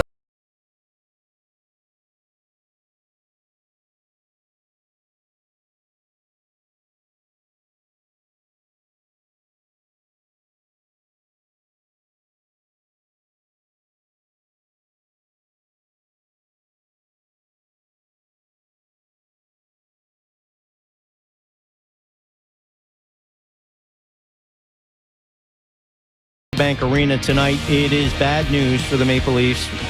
All caps, BAD. 3-0 the Florida Panthers lead, and not only is a 3-goal deficit bad enough, the way the Panthers have dominated is startling. 25-10, although pet peeve I have is shots on goal now show it changes all the time now. You notice that when you think of the shots on goal? Right. Yeah, it's never, it seems to be changing. But it was 25-10, 17-3 in the third period. Just a terrible second period for the Maple Leafs after a great game This second intermission 6, brought to you by looking Rogers like Xfinity. another Game 5 Game-changing in front of their home audience, Canada's and most in 5 reliable internet. periods, the last 5 periods of this series at Scotiabank Arena, the Leafs have been outscored 9-1. Listen, before we get 9-1. Joining us to chat about that, Stephen Ellis, Daily Faceoff NHL writer. Stephen, thanks for joining us. You've been watching the game a lot closer than we have. My condolences on that, if obviously, because it certainly seems like it's not been a great night for the Maple Leafs. But you tell us what's going on with Toronto, especially in the second period, after they were terrific in Game 6 in Florida. To a certain degree, but everything's going wrong. They've got almost double the giveaways. You look at the fact that Florida's fourth line's working harder than any of Toronto's lines. You're looking at Sergei Bobrovsky's playing good, but this is the Florida Panthers you've come to know, and they'll lose a game, and then something will click. They'll tighten things up, and they'll make things a lot easier for Sergei Bobrovsky. So Toronto has 12 shots, I know it was like 10 shots, and then they've added shots like you were mentioning there. And when you look at it, we haven't seen some of that is Toronto stars aren't showing up. The other half is Florida is just making this miserable for the Maple Leafs. And Seth Jones in particular is having a fantastic game. Nicholas having a good game. Like they're just making themselves tough to play game. And Toronto has no answer. Yeah, it's a tough watch. Like the Leafs are just playing like they think there's going to be a game 8, essentially, Stephen, which is tough because early on, at the very least, and obviously we're not at the building, but early on, the crowd was almost trying to will them into this game, and I'm seeing some people tweet about how it's even the boos that rained down on them at the end of the second period, even that wasn't sustained. There was quite a shot of an animated Mitch Marner as he left the ice towards the end of the second period, pardon me, and can't exactly, we'll bleep it, wake the bleep up is what he seemed to say to the Leafs bench. That would hit harder, I think, if he was playing better. You know what I mean? Like I think you would probably, you could take something from that, whether you're a fan watching, whether you're us or whether you're the players on the bench there, if he was leading by example. And I only mention it because if this continues for the third period and this is the score or something close to it in favor of the Panthers, I mean, we're going to be talking a lot about Mitch Marner after the third period. So now it's 3-0 after attitude. That's everyone's favorite conversation, isn't it? You look at it here, and it's been a story of this team for years and years. Like, what's going on? Why can't the stars show up? But even at the very least, you can expect like William Nylander or John Tavares to score, and just nothing's happening at this point here. And you can look at that first period, and if you want to think about the advanced analytics, like the numbers were actually pretty solid for Toronto, still getting outplayed, but you look at that second period, and it was a complete different story, and Florida was dominating there. And yeah, like this could very well be the last period we see as Mitch Marner in Toronto. And you know, you can look at that any way you want here, but the fact is, you need him to show up here. You need this to be like that Four Nations game against Sweden where he scored that goal in overtime. But you also need everyone else to start shooting here too. Well, and you know, Stephen, it comes down again, and listen, there's a third period to go. I know it looks bleak, and bleak is probably not a strong enough word. Down 3 goals to the Florida Panthers. What are the chances? But you've got to come out, you've got to try. But ultimately, if this does go the way it appears to be going now, and again, regardless of what Marner is yelling at the bench, it's the big guys in shutdown games. 9 years now. The top players on this team in elimination games, if they lose tonight, I believe their record is something like 3-14 in these games. You must win when your season on the line. And the 3, of course, are the 3 series that they've won. And the others, they have lost. And again, the big guys don't produce. So we're going to talk about everything. We'll talk about the injury to Stolarz, whether Florida out-coached them, or all the other factors that come into a game that you discuss afterwards. But the guns don't score when it matters. Matthews and Martin. Now, Matthews did in Game 6. I think that's what gave me and a lot of Leaf fans, I'm not a Leaf fan, but Leaf fans, hope in this series. And again, so far tonight, it's not there, Stephen. And like, you just wonder at some point, it no longer becomes a small sample size that the Leafs' best players aren't there when they need them. This reminds me a lot of those years with the Washington Capitals. And after year, they could just not win. And is Alex Ovechkin the problem? Is Nick Backstrom the problem? John Carlson, you name it. And then they finally actually broke through and won. The issue is, it doesn't matter in these 7-game series. Toronto rarely is the better team. Like, they'll take advantage of some, one bad game from the other team, then lucky a little bit, but they never are the better team in any series. And look at that. He's against Montreal, and that one, you're not getting anything at this point. I remember the Spartans looked at just not laugh. It's like, okay, come on, that was like the most Toronto Maple Leafs lost. But then they haven't done anything since then, and the same core group is there. And I guess the one question is, if you move on from Marner, if you blow up this core this summer, how do you replace it? How do you get back to a competitive window? Because you're not doing that through the free agent market, and they don't have a ton of trade assets. So yeah, it looks like things are going to be okay, thankfully. Above the eye, and getting to show up, but they're not, and something's got to change, because you're spending all this money on the same guys and you're still not winning. You're not going to get anywhere. But at the same time, if you lose Marner, where are you going to get that two-way forward? If Matthew Knight signs a offer sheet somewhere, like, how do you replace that? He's the hardest working guy on the team right now. So this is going to be a big offseason if they cannot pull off this third period, no matter what, whether or not they come back and win or whatever. There's still going to be a lot of criticism for the core 4, and it's well deserved. So of course the players, the core 4, all of them really are going to wear a loss, no question about it. And again, the third period still awaits, 7 minutes and change before we get the third period on Sportsnet and the CBC. But we're also going to be talking about some people who are not players, right? We're going to be talking about Marc Savard. We'll talk about certainly Craig Berube and the job he's done after one season. And I think perhaps more than most, we'll talk about Brendan Shanahan, because Brendan Shanahan, now that you've made not one but 2 GM changes under Shanahan with Lamoriello, and then certainly Kyle Dubas made several coaching changes, or Babcock to keep now Berube, and like the one constant throughout most of this time has been Brendan Shanahan. And I mean, again, players wear the blame. They're the ones actually on the ice trying to score goals and do all the things they do. But I mean, I do wonder how much of this will be viewed as a referendum on what everyone calls the Shanahan plan, Steve. Yeah, 100%. It's kind of just like the guys are playing in Detroit, where I know the different roles there. And the guys shot attempts. Yeah, but it's certainly long-term plans were. And Detroit, obviously, it hasn't. Toronto, it hasn't either. So you look at it, and how much of the blame is it really on the president of the team? That's a great question. But the fact is that he's kind of been the one constant through all these struggles. And yeah, it's when you look at the teams that win Stanley Cups, they have these core groups of players that win. And that's why, at least personally, I always feel the talk about blowing up the core is a tough thing to do, because teams like Tampa, when they're winning, it was Kucherov and Stamkos and Hedman and Point, and even the Florida with all the guys they have. Like, these teams have really good core groups.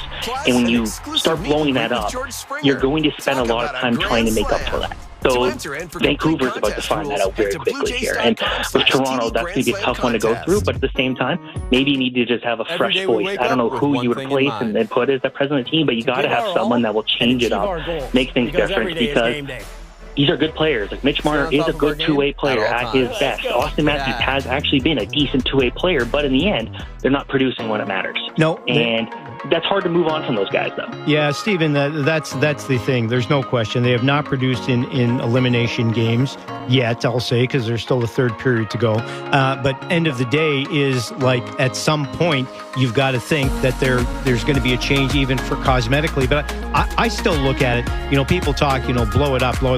There's no need to blow it up. It's just a matter of a different approach. And when you've got four players of that ilk who dominate so much of your salary, your attention, and everything else, even removing one or two, but even one would be enough of a change, I think. I think Shanahan has gone with a loss just because it's time for a change. Look, end of the day is you want to. Brad Tree Living is there. Show and I talked about it earlier. They've changed the coach. They changed the general manager. Then you're looking for somebody. He's a scapegoat. They called it the Shana plan. Obviously, that was his plan. And it's worked so well in the regular season and hasn't worked in the playoffs. But we got a third period left in this hockey game tonight. Do you see any way? I mean, obviously, the Leafs have to come out all guns blazing. Every dumb cliche you can think of here in the third period.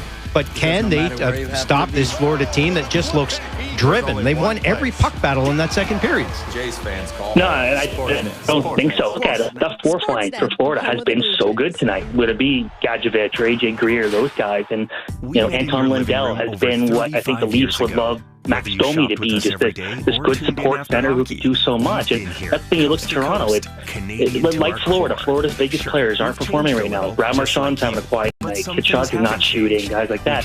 But those other players in the team are stepping up. Toronto isn't getting that right now. Like, this is the perfect time for Bobby McMahon to have the game of his life, or get Max Pacioretty to pull off another goal. For me, the depth is as important as our players, and the depth's getting outplayed basically by everyone out of Florida. So you look at that, and I don't see how they catch up here. I think too, and this is just a general thought on the Leafs, less about this particular period or particular game, Stephen, but I mean, I'd always thought, and I'm not trying to say I was right or, claim victory on this by any means, but when I saw that the Panthers were the Leafs' second-round opponent, I definitely thought, and I think a lot of people did, that the Panthers, as the defending Stanley Cup champs, and they kind of, not that they dogged it at the end of the season, but they had a lot of guys injured who came off injured reserve for the playoffs, so they were just almost by default, the deeper team after making the acquisitions they did at the deadline. And, so I think a lot of people did feel like there was a better team in Florida going into this series. And I think yet there was a hope that the Leafs, even after Game 5, they come back, they win Game 6 in a relatively dominant fashion, especially defensively, that they could actually pull off what was, despite having home ice advantage, somewhat of an upset. And I think you are seeing, and again, third period's still coming. You can change this narrative if you really want to if you're the Leafs. But so far, I think you are somewhat seeing simply that Florida and Toronto are in two slightly different weight classes here. The Florida Panthers have just the last 2 years where they went to the final, no team has found a way to win games in just shutdown fashion like the Florida Panthers. You can look at the Oilers, they are just creative in the way they win. Like, Stuart Skinner allowed 6 goals, we're going to score 7, and it's going to work out. We're going to be fine. With Florida, they just shut things down, and you look at the workloads after a loss. Sergei Bobrovsky almost never faces more than 20 or 22 shots, and that's by design. Florida plays a really good shutdown defense. That is something Paul Maurice knows how to do. And Seth Jones, I think, was a bit of a questionable addition at the NHL trade deadline because he has been known for some just not great defensive play.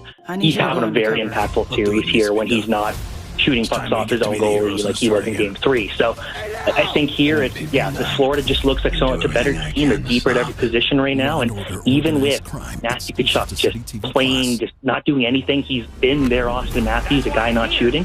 They're still finding ways to win. They are finding ways to win. We'll see if the Leafs can stage what would be an incredible comeback, because that's what it's going to take to get back into this one. Florida 3, Maple Leafs no score after 40 minutes of play. Third period coming up. Stephen Ellis, Daily Faceoff NHL writer, joining us to chat about it. Stephen, enjoy the third period. We appreciate your time. Thanks so much. Enjoy this, Leafs Nation. Thank you, Stephen. It's going to be tough to enjoy. Sounds so ominous. My goodness. Enjoy this, Leafs Nation. I like that. Actually, maybe we'll use that as a promo clip. That's actually pretty good. Ozone time after 40 minutes of play. Florida, 21 minutes, 42 seconds. Leafs, 10 minutes, 42 seconds. That's ridiculous. That is absolutely ridiculous. I just looked up the odds, Raj. If you're a betting person, and I like to sprinkle some things from time to time. If you believe in the Leafs making a comeback, they are plus 7,000 to come back and win this game. Let's bet $5. 24/7. I can think of better ways to spend $5. Honestly, well, that's why the odds are there. And now the shot at the bench. Mitch Marner continuing to yap it up along with Austin Matthews as they sniff some whatever it is they sniff at the bench to get them going there. That's going to be the talking point if the Leafs do not come back. Is that explosion by Marner? Text line is 590-590. Now again, as soon as the game ends, we will be right back with you, because JD and Sam will have the Leafs post-game Leafs talk right after the game. Then Joe and I will also take your phone calls and texts as the third period's underway. A couple of quick texts. May as well get them in here. Yeah, let's do it. Paul in Brampton says, another horrific effort from the Leafs. The team needs to be dismantled completely. Please strip that overpaid bum of the C. That's Paul in Brampton, referring to Austin Matthews. A complete dismantled completely. So what? 5-year rebuild and try to get the first round pick? That's not going to happen. It doesn't need to happen.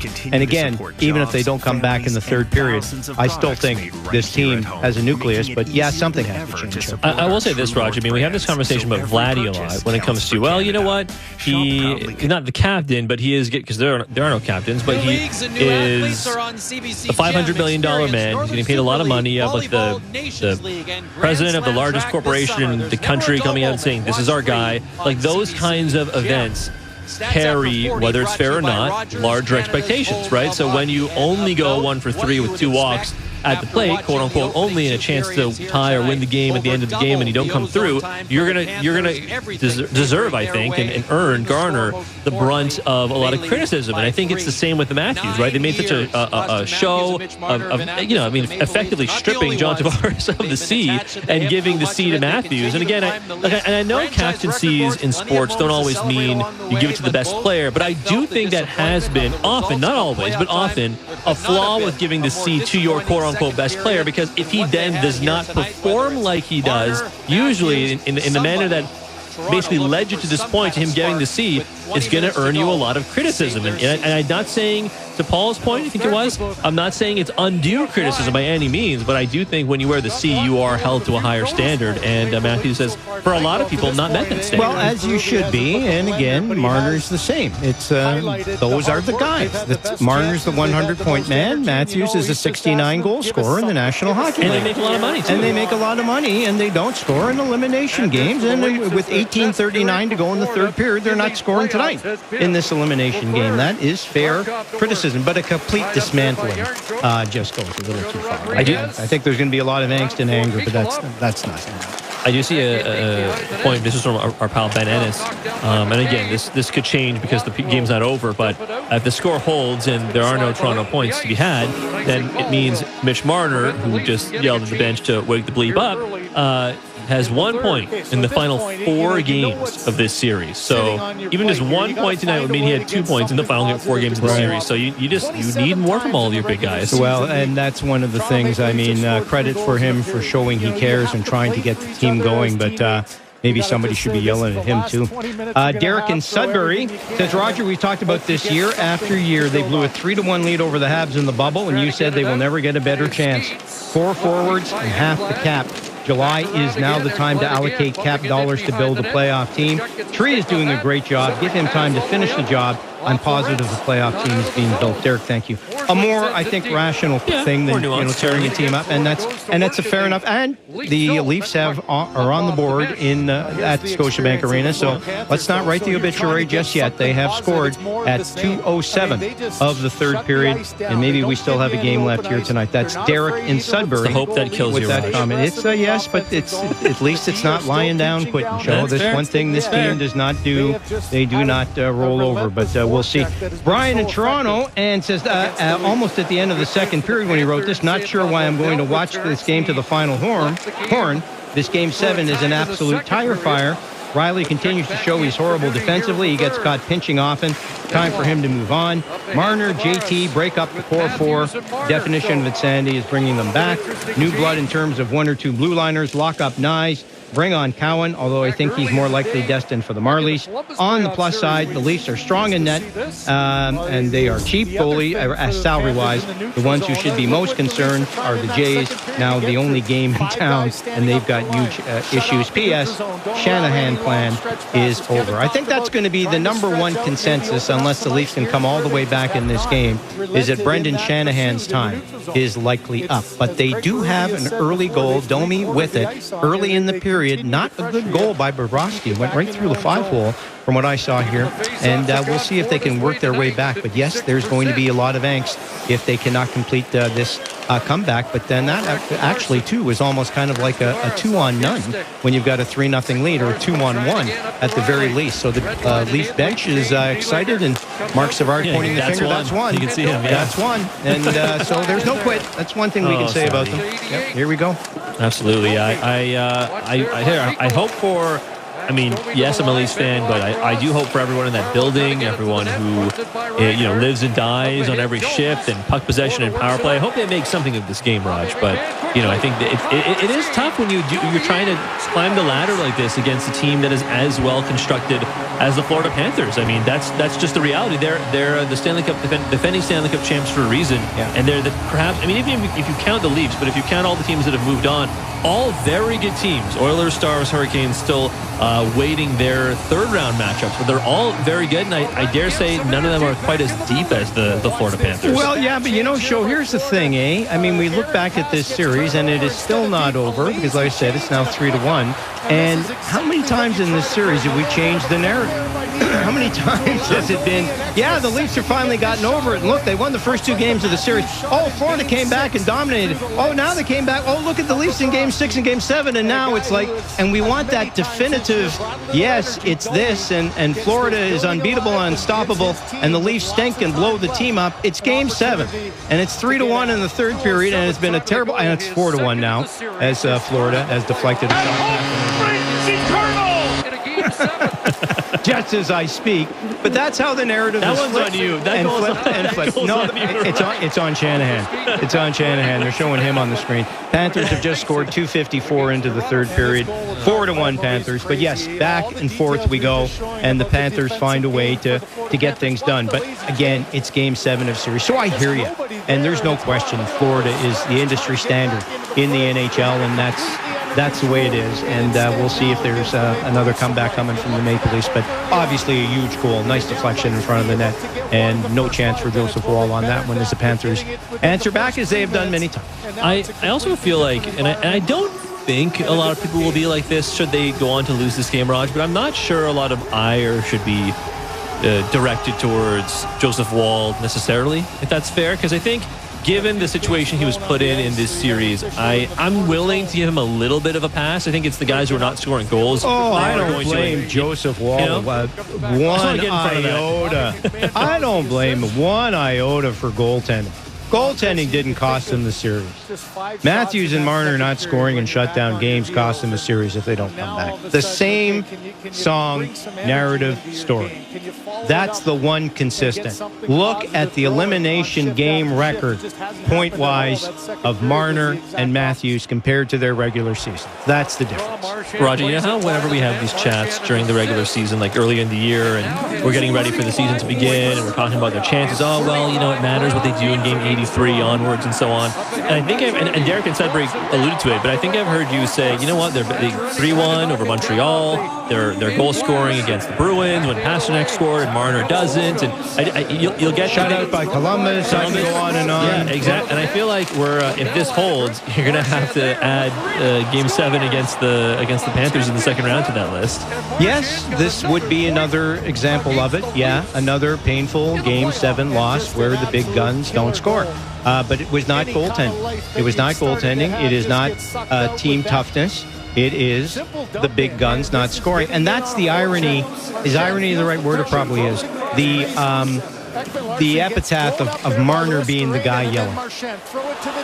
Like, that's kind of cute, isn't it? It's Marner yelling at these guys to wake up. I mean, isn't Marner and Matthews the one that have to wake up? Sure. I know that's part of leadership. I like that. Believe me, I do. I want to see that passion. It's a disappointing effort. You're encouraging the guys to get going. But when you're one of the guys who is part of the problem, not the solution, then that doesn't give me any solace at all. Well, that's why I brought that up with Steven when we were chatting with him before this period started, because I feel like if you're leading by example, I mean, not everyone's going to be the rah-rah type of player. It's just not how every player is. But I do appreciate when some players do that because it's kind of fun, right? But I mean, I think it hits harder when you do the rah-rah stuff when you are also playing well, right? If you're not playing well and you're doing the rah-rah stuff, I mean, for fans it rings hollow. You got to imagine even we don't know what's going on inside the locker room, but I mean, even for the players, I feel like that's got to ring a little hollow. There's no doubt. It's who's doing it. You're so correct. It's Connor McDavid's yelling at you. The greatest player in the world, and he's better in the playoffs than he is in the regular season. If some guy who's kind of a floater is yelling at you, of course you tune it out. You don't pay any attention. And that's where the leadership comes, though, because if it's not coming from Marner or Matthews, who's it coming from? Those not only are the Leafs core four the most expensive players on this roster, they are supposed to be the four best players. The best players on this roster. And they are in the regular season. They're not in, and I'm not going to say the whole playoff, they are not in elimination games for whatever reason. And again, in Game 7, we're seeing it. They were in Game 6. Matthews got the big goal. The scoreless tie. He gets it. That's why I thought, okay, they're finally going to do it. At some point, they're going to do it in the shutdown games. They're down to 14:55 to come up with this solution here, down by 3 goals tonight. And that's the discouraging thing, Show, and that's going to lead. And I know we'll get to it, and there's still time to go in this game. But after Leaf Talk is done with JD and Sam, you and I in the audience will be discussing what comes next for this team if they again don't get it done in a Game 7. I mean, Game 7 last year to Boston, Game 7 again this year to Florida, granted in the second round, but boy, that's frustrating. It's the same old story, and it's the same old culprits. It's the big guys not scoring. They have 14 and a half minutes or so to get back into this, but I mean, if they don't, I think you'll be sharpening your Mitch Marner takes, you'll be sharpening your Austin Matthews captaincy takes, you'll be sharpening your what happens with John Tavares takes. I mean, because we talked about this before the game even started, just how this game was going to be viewed as a referendum, certainly on the core four. William Nylander has not played great tonight, but he has played great over the course of the whole playoffs, so I kind of wonder how much he'll be exempted from that, but everyone's going to wear it if they lose tonight. Like I said, Craig Berube, the staff of Craig Berube as well, Shanahan, Treliving, and now Derek and Sudbury, for example, giving the shout-out, like the vote of confidence, I should say, to Treliving. And again, he hasn't been here that long, so I suppose he's not going to wear it as much as others. But I have no issue with Brad. No, I don't either. I'm just saying, like the referendum is going to be in full swing. I mean, tomorrow we'll do the whole dissect the whole postmortem, but the immediate reaction, I think, will be like the legacy of these core players, what comes next, and I can't imagine if they score goals, it's going to be particularly positive. No, it's not. I can't see too many people advocating, okay, you know what, give it one more shot exactly as it is. Because you said that every year, the last 9 years essentially. And the early stages of those 9 years, it's okay to say that because they were so young in their careers. But when you're like several contracts deep now, I mean, I'm not sure you can get away with that anymore. You can't. So the alternatives, and we'll discuss them later, obviously, if they lose tonight, are what? So don't even offer Marner a contract. Yeah. That's an easy out there. I mean, that one you can control. You can just say we're going to pass. We're going to let you go, and we're going to take that $13-14 million that you wanted and spread that around and get some other players. You can go to John Tavares and decide whether you want to keep him or not, but you can certainly now, probably even more so, dictate the price on that. So it's a team that is still a 100-point team that has a very good NHL roster, has now won 3 playoff series during this time. Not nearly enough, but has started to go in the right direction. They have a coach who's established a good system. They have some depth. They have Easton Cowan, younger players. They didn't trade away a lot of prospects or a massive amount of draft picks to get to this stage of development. So there's things you can do. And I said earlier, it's not blowing it up. It's just wondering, like, how different is this team without Marner, but with 2 $7 million players? Sure. You like them then? You think that's enough? Or do you think it's a case, is it deep-seated in the room that they're never going to be able to do it with these guys and you got to go even deeper than that?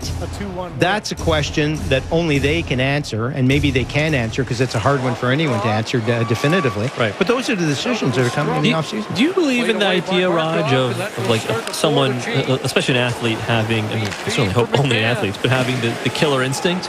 Do you believe in that? Yes. Like, do you believe in that idea of some have it and some don't? It's not so much killer instinct. I believe there are guys that thrive in pressure situations and other guys that struggle in pressure. Yes, and that's not a belief. That's a fact. Right. I think that's obvious. The moment is not for everybody. Some people, some athletes are very, very good players and do. The flip side of the positivity of that, look at the top point getters in the history of the NHL playoffs all time, and it's guys like Gretzky, and, you know, they're usual suspects, Lemieux, all those guys. And in the middle there, I think he's still 8th or 9th after all these years, is Claude Lemieux. Okay. And he stands out like a sore thumb because everybody else is in the Hall of Fame. And right in the middle of that is Claude Lemieux. Now, people might not remember him because it was a few years since he's played. But he was a tough, nasty guy, got a pile of points. And he played for Montreal, Colorado, and he played for a lot of championship teams, and he played in a lot of playoff games. But look up, Show, the NHL's all-time playoff point leaders. You read them down, and you don't have to go too far down to see Claude Lemieux sticking out like a sore thumb. Why? Well, he was on good teams and played a lot of playoff games, but so did a lot of players. And he loved it. He lived for that time. Matthews and Marner just don't. I'm sorry they don't. Matthews is a great player, and I love Austin Matthews, and he's a terrific star in the NHL. And he may one day be the all-time regular season goal-scoring king, but he sure ain't going to be the playoff point king. We're talking about playoff points. Correct. Right. Yeah. So I think if you have to go all the way to, so to your point, he is number 27th now. But I will say, if you look at this list of players, they have like the little stars of who is and is not the Hall of Fame. Right. The only players on this list who are not in the Hall of Fame that are ahead of Claude Lemieux are Jaromir Jagr, who will be in the Hall of Fame. Yes, he will. Sidney Crosby, who will be in the Hall of Fame. Yes. Evgeny Malkin, who will be in the Hall of Fame. Yes. And Nikita Kucherov, who will be in the Hall of Fame. Right. So there you go. The only, okay, he slipped to 27th. I guess But those still, guys over your here. point is But the valid. point, and then even do it by goals. If you flip the stat sheet to goals, I believe he's even higher. But point is, there was a guy that lived for it. And those players you mentioned, you're talking about all-world players. He's 9th for playoff okay, goals. thank you. There you go. Thank you. 9th all-time playoff goals, Claude Lemieux. You do a trivia question, nobody's getting that. I will unless now. well, you will now, because you just heard it. Nobody is getting that answer. Who in the top 10? Read the top 10 goal scorers in the playoffs quickly. Run the name. Of goals? Yes. So Wayne Gretzky, Messier, Curie, Hull, Anderson, Bossy, Joe Sakic, Maurice Richard, Claude Lemieux, Jean Beliveau, Jaromir Jagr, and then you go down. Claude Lemieux is number 9, but you keep going. Ovechkin, Mario Lemieux, Pavelski. There you go. There you are. Some guys like it. So to answer your question, the guys that thrive in the moment or whatever, some guys do, some guys don't. He was a guy who was better, much better in the play. He was a good player, but he was not an all-world player. But in the crunch time, he was, and the Leaf guys aren't. They've got 11 minutes and 20 seconds to change that narrative and change how this post-game show is going to go. Because Florida is leading 4-1. Leafs have been a little better in the third. They did get one goal. They gave one back. It's still a 3-goal Florida lead. Post-game coverage is coming up. Sam and JD have Leafs Talk. Show and I have a post-game show. We'll take your calls and text as well as you continue to listen to Sportsnet tonight. More to come. Roger Lajoie, Show Ali on Sportsnet 590 The Fan and the Sportsnet Radio Network. Golfballs.com is now serving you in Canada. Personalize your favorite ball with a variety of custom options or add your company logo to balls from the very best brands in golf. Buy now and use promo code PRINTED for free text personalization. Only at golfballs.com. Discover more value this long weekend at Loblaws. Get family-sized strip loin steak for just $8.88 a pound. Offer ends May 18th. Shop in-store or online. Conditions apply. See flyer for details. Loblaws, proudly Canadian since 1919. Big changes are coming to Alberta's auto insurance. Exciting, right? No? Totally confused? Time to talk to an insurance broker. They compare options, find the best coverage, and actually explain things. No stress, no guessing. Just the right coverage, tailored to you. Because when it comes to your most valued possessions, there's no substitute for peace of mind. Talk with your insurance broker today, or visit ibaa.ca to find one. Insurance works best with an insurance broker. Before planting a small tree, you need to do this. Click before you dig. That's correct. So opt to submit a locate request through Ontario One Call before digging for any-sized project. We all win when you click before you dig. Breaking news coming in from Bet365, and it's no surprise. Same game parlay from Bet365 just keeps getting better. Well, it's even easier to make a bet. Choose from the most popular markets, like hits, run line, totals, and home runs. So many to choose from. Download the app, start building your bet, and see why. It's never ordinary at Bet365. Must be 19 or older. Ontario only.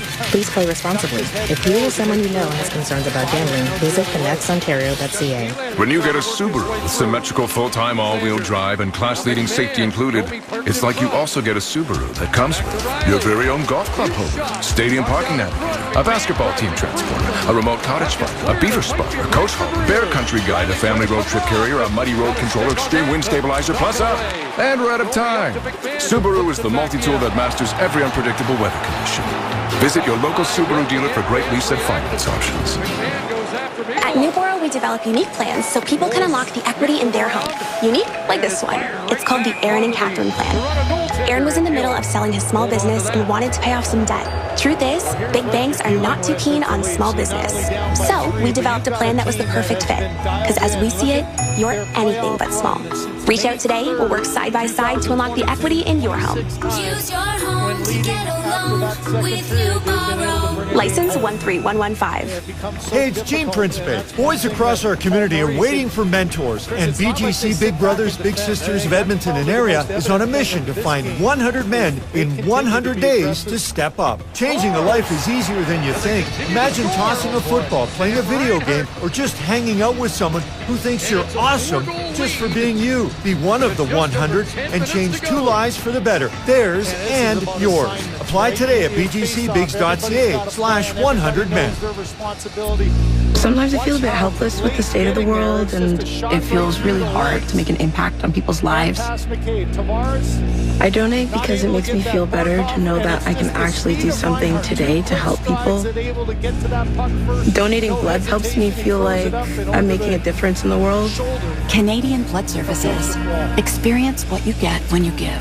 Book an appointment at blood.ca. Sunshine day.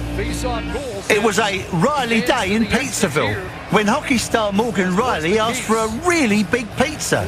So we made an 18-inch extra large, 2 inches bigger than the big pizza conglomerates.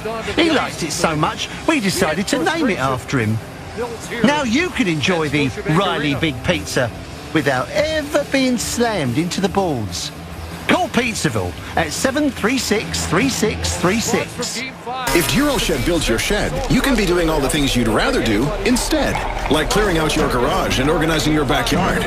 Duroshed has been constructing handsome storage sheds for over 30 years, designed for a lifetime and your lifestyle. Whether you're clearing out your garage or creating the perfect space in your backyard, Duroshed is built right, on site, in just 1 day. Contact them now for spring specials and start your next project today. Explore the possibilities at Duroshed.ca. That's D-U-R-O shed.ca. Whether you're driving a car, truck, boat, or a snowmobile, please plan ahead and drive sober. No matter what or where you're driving, operating a motor vehicle while impaired by alcohol or drugs is both dangerous and illegal. Whether you're going to the beach for a fun day in the sun or going ice fishing with your friends, let's all work to help keep our roads, trails, and waterways safe and free from impaired driving. Thank you from the beer store and Arrive Alive Drive Sober. Alberta has always been good to us. Its lands have fed and nourished us. Its pioneering spirit, fueling and pushing us forward. It's a place that has what we want, what we need, what the world needs. So let's raise a glass for Alberta. From Alberta. Visit raiseaglassab.ca to support Alberta's brewers and distillers. Brought to you by AGLC and Travel Alberta. Life's noisy enough. Everything demands your attention. So here's something rare. Safety starts with expert training from AMA's driving instructors. Silence. It's underappreciated. Kind of like Windows from Magic. With Windows made here in Ontario, you'll never have to worry about cross-border sourcing or unexpected costs. While others add to the noise, Magic cuts right through it. Find out more at magicwindow.ca. St. Louis Bar and Grill, home of the $4 happy hour. Over 20 dishes and drinks starting at just $4. Visit stlouiswings.com for details. 100% Canadian owned and operated since 1992. CJCL Toronto. You're listening to Sportsnet Tonight on the Sportsnet Radio Network.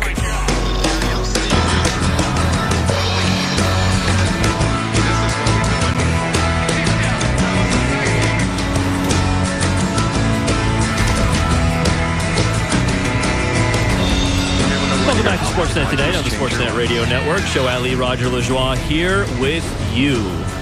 We are here until the conclusion of Leafs-Panthers Game 7. And, Raj, let me tell you, that game can't come soon enough. The Leafs, you said it earlier, they were down 4-1. Well, in the break, the Panthers scored again. It is now 5-1.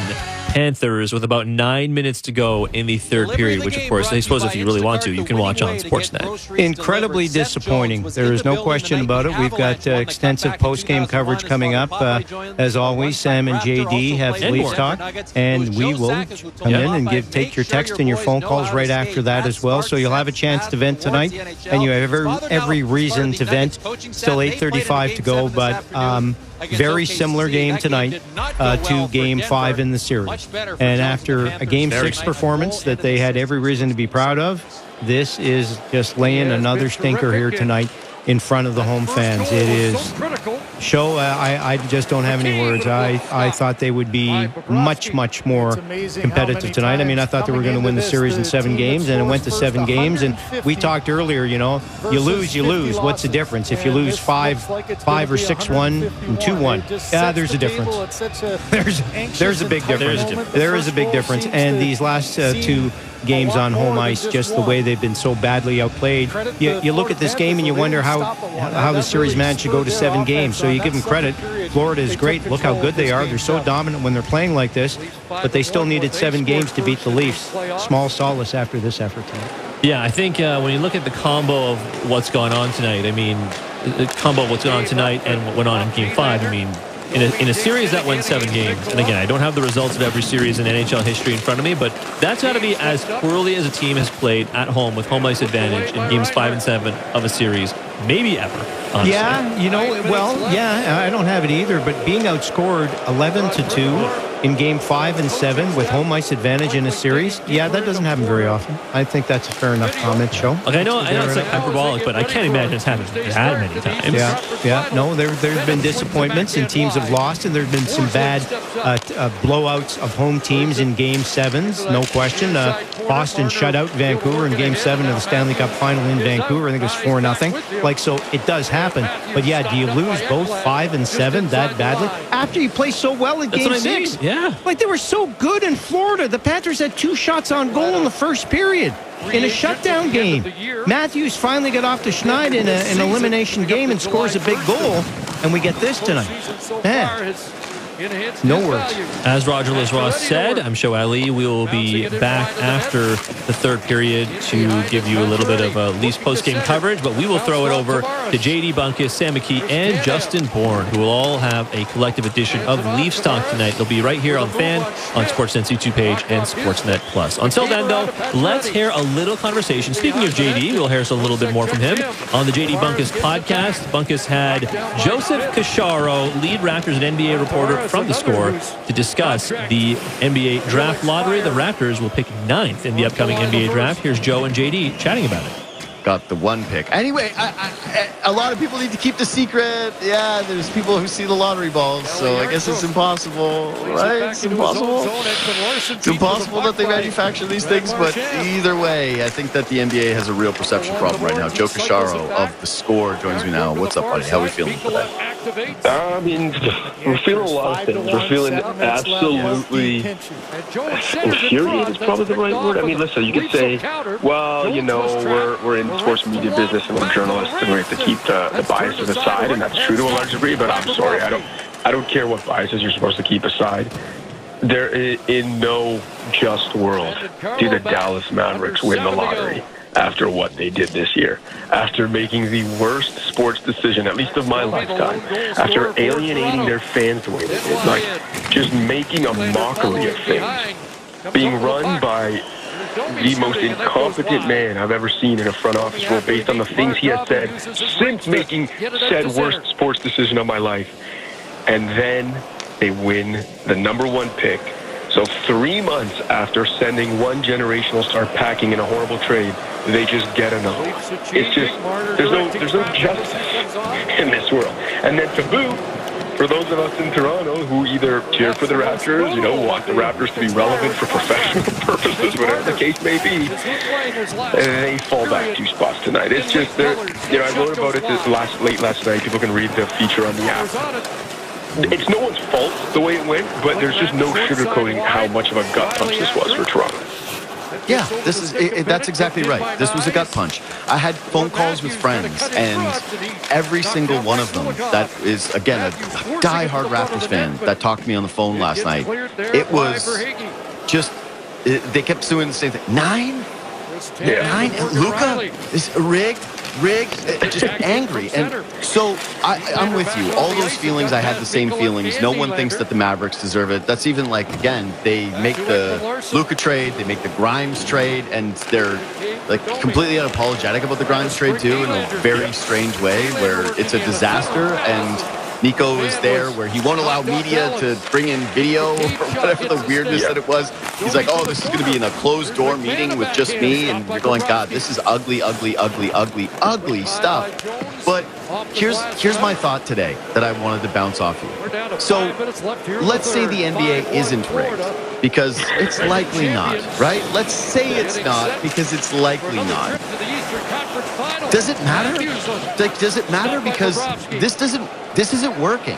What they're doing right now is not working. And all I could think last night, as I'm watching these games and I'm sitting there on social media, and I know I can be a little too online at times. I try to break away from it. I know the For You page is designed to aggravate you, and so the things that go in. Yeah, you gotta get away from the For You page. Have to get away from it.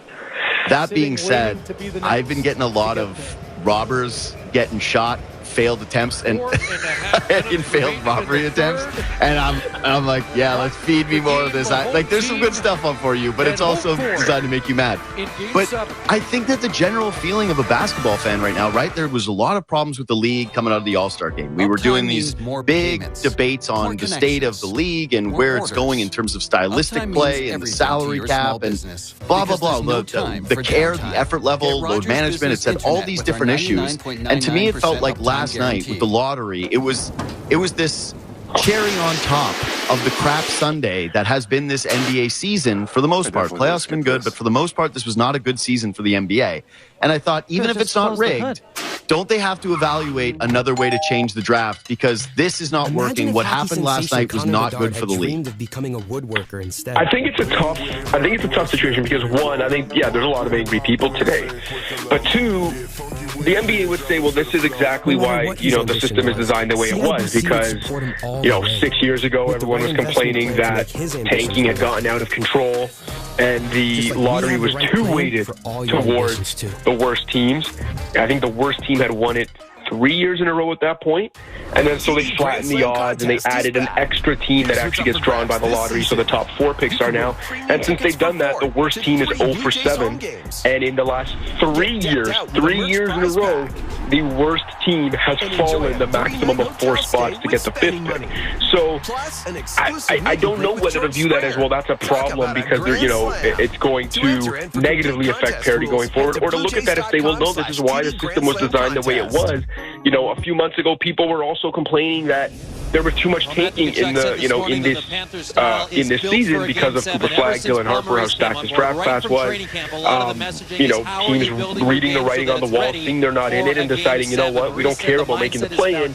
All we want to do is tank for Cooper Flagg. And there was complaints about that. I even, I wrote a whole thing about it. I made a video about it, about how the NBA could go even further to disincentivize tanking. If anything, last night's results, again, if you're Adam Silver, if you're the NBA head office, they could look at all the complaints from this season just a few months ago and say, see, we actually don't need to change anything. This is your incentive to not tank because we did flatten the odds, because the worst team rarely, if ever, wins the lottery now.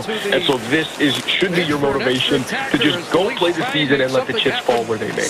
I don't know whether that's right from a business standpoint going forward. But again, the NBA, because I've got a lot of friends too, even last night I was talking to some of my friends who were saying a lot of the same things you were about, listen, the TV ratings were down this year, and there was some complaints about this and all this stuff, but, my response is always like, even if they're right, the NBA right now is looking at this like, brother, we got an 11-year, $76 billion media rights deal that hasn't even kicked in yet. We're good, So it's an interesting spot because, it sounds bad, but I don't know how much they do care, about, the regular season ratings and this and that. I think that, they're in the biggest stretch of parity in league history. They've got this insane media rights deal that's going to carry them through 2036. I don't know how concerned they are with the day-to-day ratings and people complaining about the lottery and things like that. They should be, but I don't think they are. So there's a couple things with this. Number one, to the point about this is the league saying it's a success to not tank. This is an incentive to not tank. I agree that that's the way that it kind of should be looked at, right? If you're the rest of the league saying, hey, we failed again with our tanking strategy. Maybe we shouldn't tank. The problem is they continue to do it, right? Like the Jazz, the Pelicans, the Raptors, the Nets, the Sixers, the Hornets, the Wizards. These teams were all fully tanking. I actually think that the Heat were very much trying to tank, and then they just couldn't. They couldn't do it because the rest. It was a third of the league for the final month. Yeah. Exactly. So if you it doesn't matter what the lottery odds are, right? It doesn't matter how flat you make it. As long as there is an incentive, any incentive at all, to get 1% more of a chance to finish at the bottom, you're going to end up with teams that do this. You've also sort of built it into, I think, the culture of NBA fans where they will accept tanking as long as it's not prolonged, awful tanks. Yes. And what ends up happening here with teams like the Hornets, right, or the Wizards, or I think kind of Brooklyn can sort of be thrown into this mix even though they've tried to be aggressive. But those two teams in particular, right? Or I'll throw the Jazz in the mix there on that one. The Jazz, okay? Let's go those 3 teams. You now have a spot where your fan bases are just dead because you've gone year over year where they've tanked and they've gotten 0 results. And so I'm kind of thinking if they do some sort of a hybrid model where if you win the draft lottery, right, if you win first overall, you can't win first overall the following year. I don't know if you saw what ended up happening with the NHL draft where Utah was not able to jump up a certain amount of slots, so they ended up having to redraft Utah. To me, the part of this that needs to be a little creative is, hey, if you won the first overall pick, can you win it in consecutive drafts? Or if you win 2 first overall picks, can you do it in X amount of drafts? Some kind of way to weight the percentages so that you de-incentivize teams from doing this year over year over year, but also avoid the situation where a team like the Mavericks can make that kind of a move that is supposed to be franchise crippling, and then immediately they get bailed out, and the perception of your fan base is rigged. Because that's the big issue to me. You're right about the the stuff when it comes to the rights deal and the money that they're making. But if you have a product where people are questioning whether it's on the up and up, that is only going to fester and become more of an issue as we move forward here. A few things. One, great minds think alike, because in the thing I wrote earlier this year about how to further tweak the lottery, one was further flatten the odds. My second point was they should make a rule where you can't win the lottery 2 years in a row, so that, I know this is a bad example because the Mavs didn't tank, but say the Wizards, the Jazz, whoever had won it, they now go into next year being like, well, we know we can't win the lottery, so we should at least try to start this thing going upwards. Further flatten the odds. Don't allow teams to win the lottery 2 years in a row. And another thing I said is that they should the lottery should determine every lottery pick. Right now it only determines 4, so the maximum you can fall is 4. What if every lottery pick was determined via the lottery, so that, guess what, the worst team does not guarantee themselves a top 5 pick. They go into the lottery thinking it's unlikely, but we can technically fall as low as 14. Would teams really be throwing away entire seasons if they knew that it could still end up with the 14th pick? I don't think so. Maybe, but I don't think so. So I think there are further things they can do to tweak it. I'm also with you in that there should be some sort of stupid rule where if you do something so stupid as the Mavs did this year, you just lose your pick. They're like, you know what? No, we're not even going to bail you out on this one. We're not even going to bail you out on this one. You lose or it's the 14th pick. Yeah, you don't make the playoffs and you do something that stupid, we're just going to give you the 14th pick. That's what you deserve. I'm starting to think just from, again, their perception issue, which is that they stack the deck, that they try to find ways to funnel players to certain markets, and the way that this has worked out, that from a optic standpoint, I just don't believe that they're going to find ways to get rid of tanking. I just think that it's going to be a part of the league. That, to me, it's just going, you know what, just do what the NFL does. Just make it the worst record. I know it's different because there's 60. Benoit tries to center it. Walton after it against Bennett.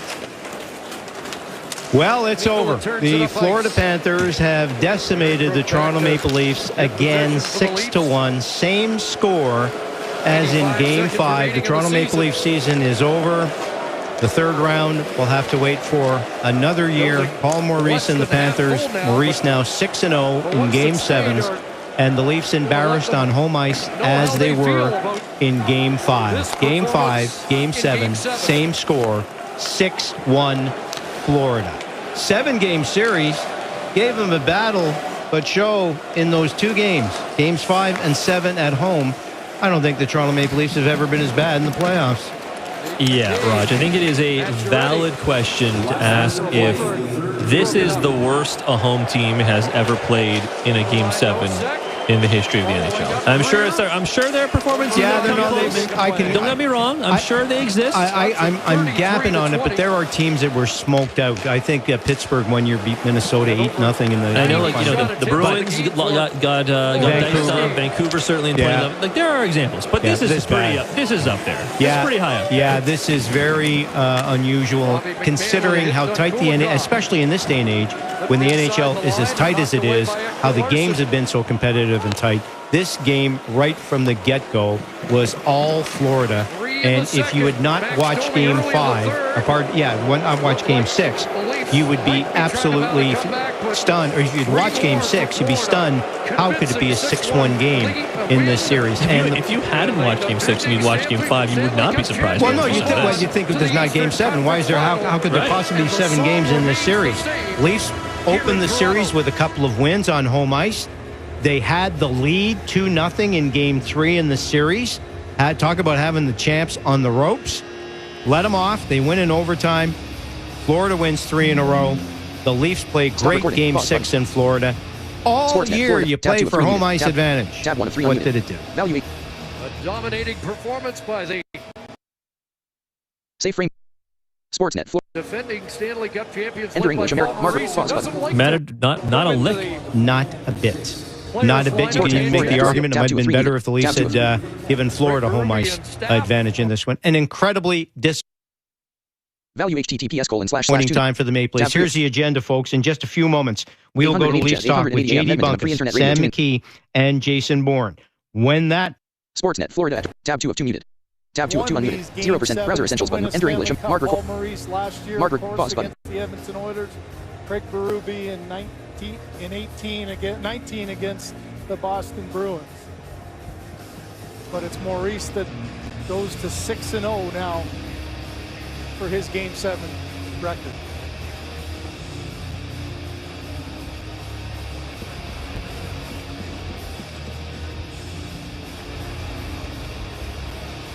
Such a feeling of anticipation just a few hours ago, and it's all gone now here in Toronto. The more things change, the more they have stayed the same.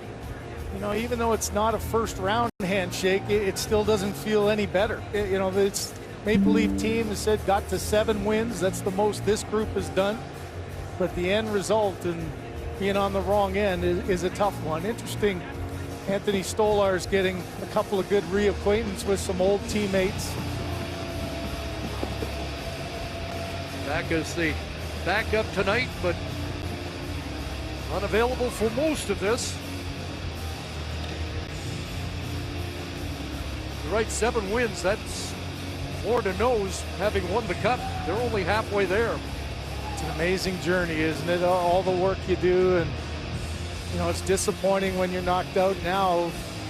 Same kind of intensity for Florida. You finally get through this second round, and now 2 days later, you're back at trying to get another 8.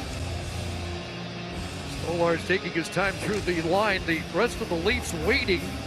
They will salute the crowd here, but not many have remained to salute them back. There's the tandem last year, the Stanley Cup, and for Mitch Marner, you look and say, okay, what's next for him too? You know that Leaf fans are going to be waiting and anticipating what moves will be made after this year.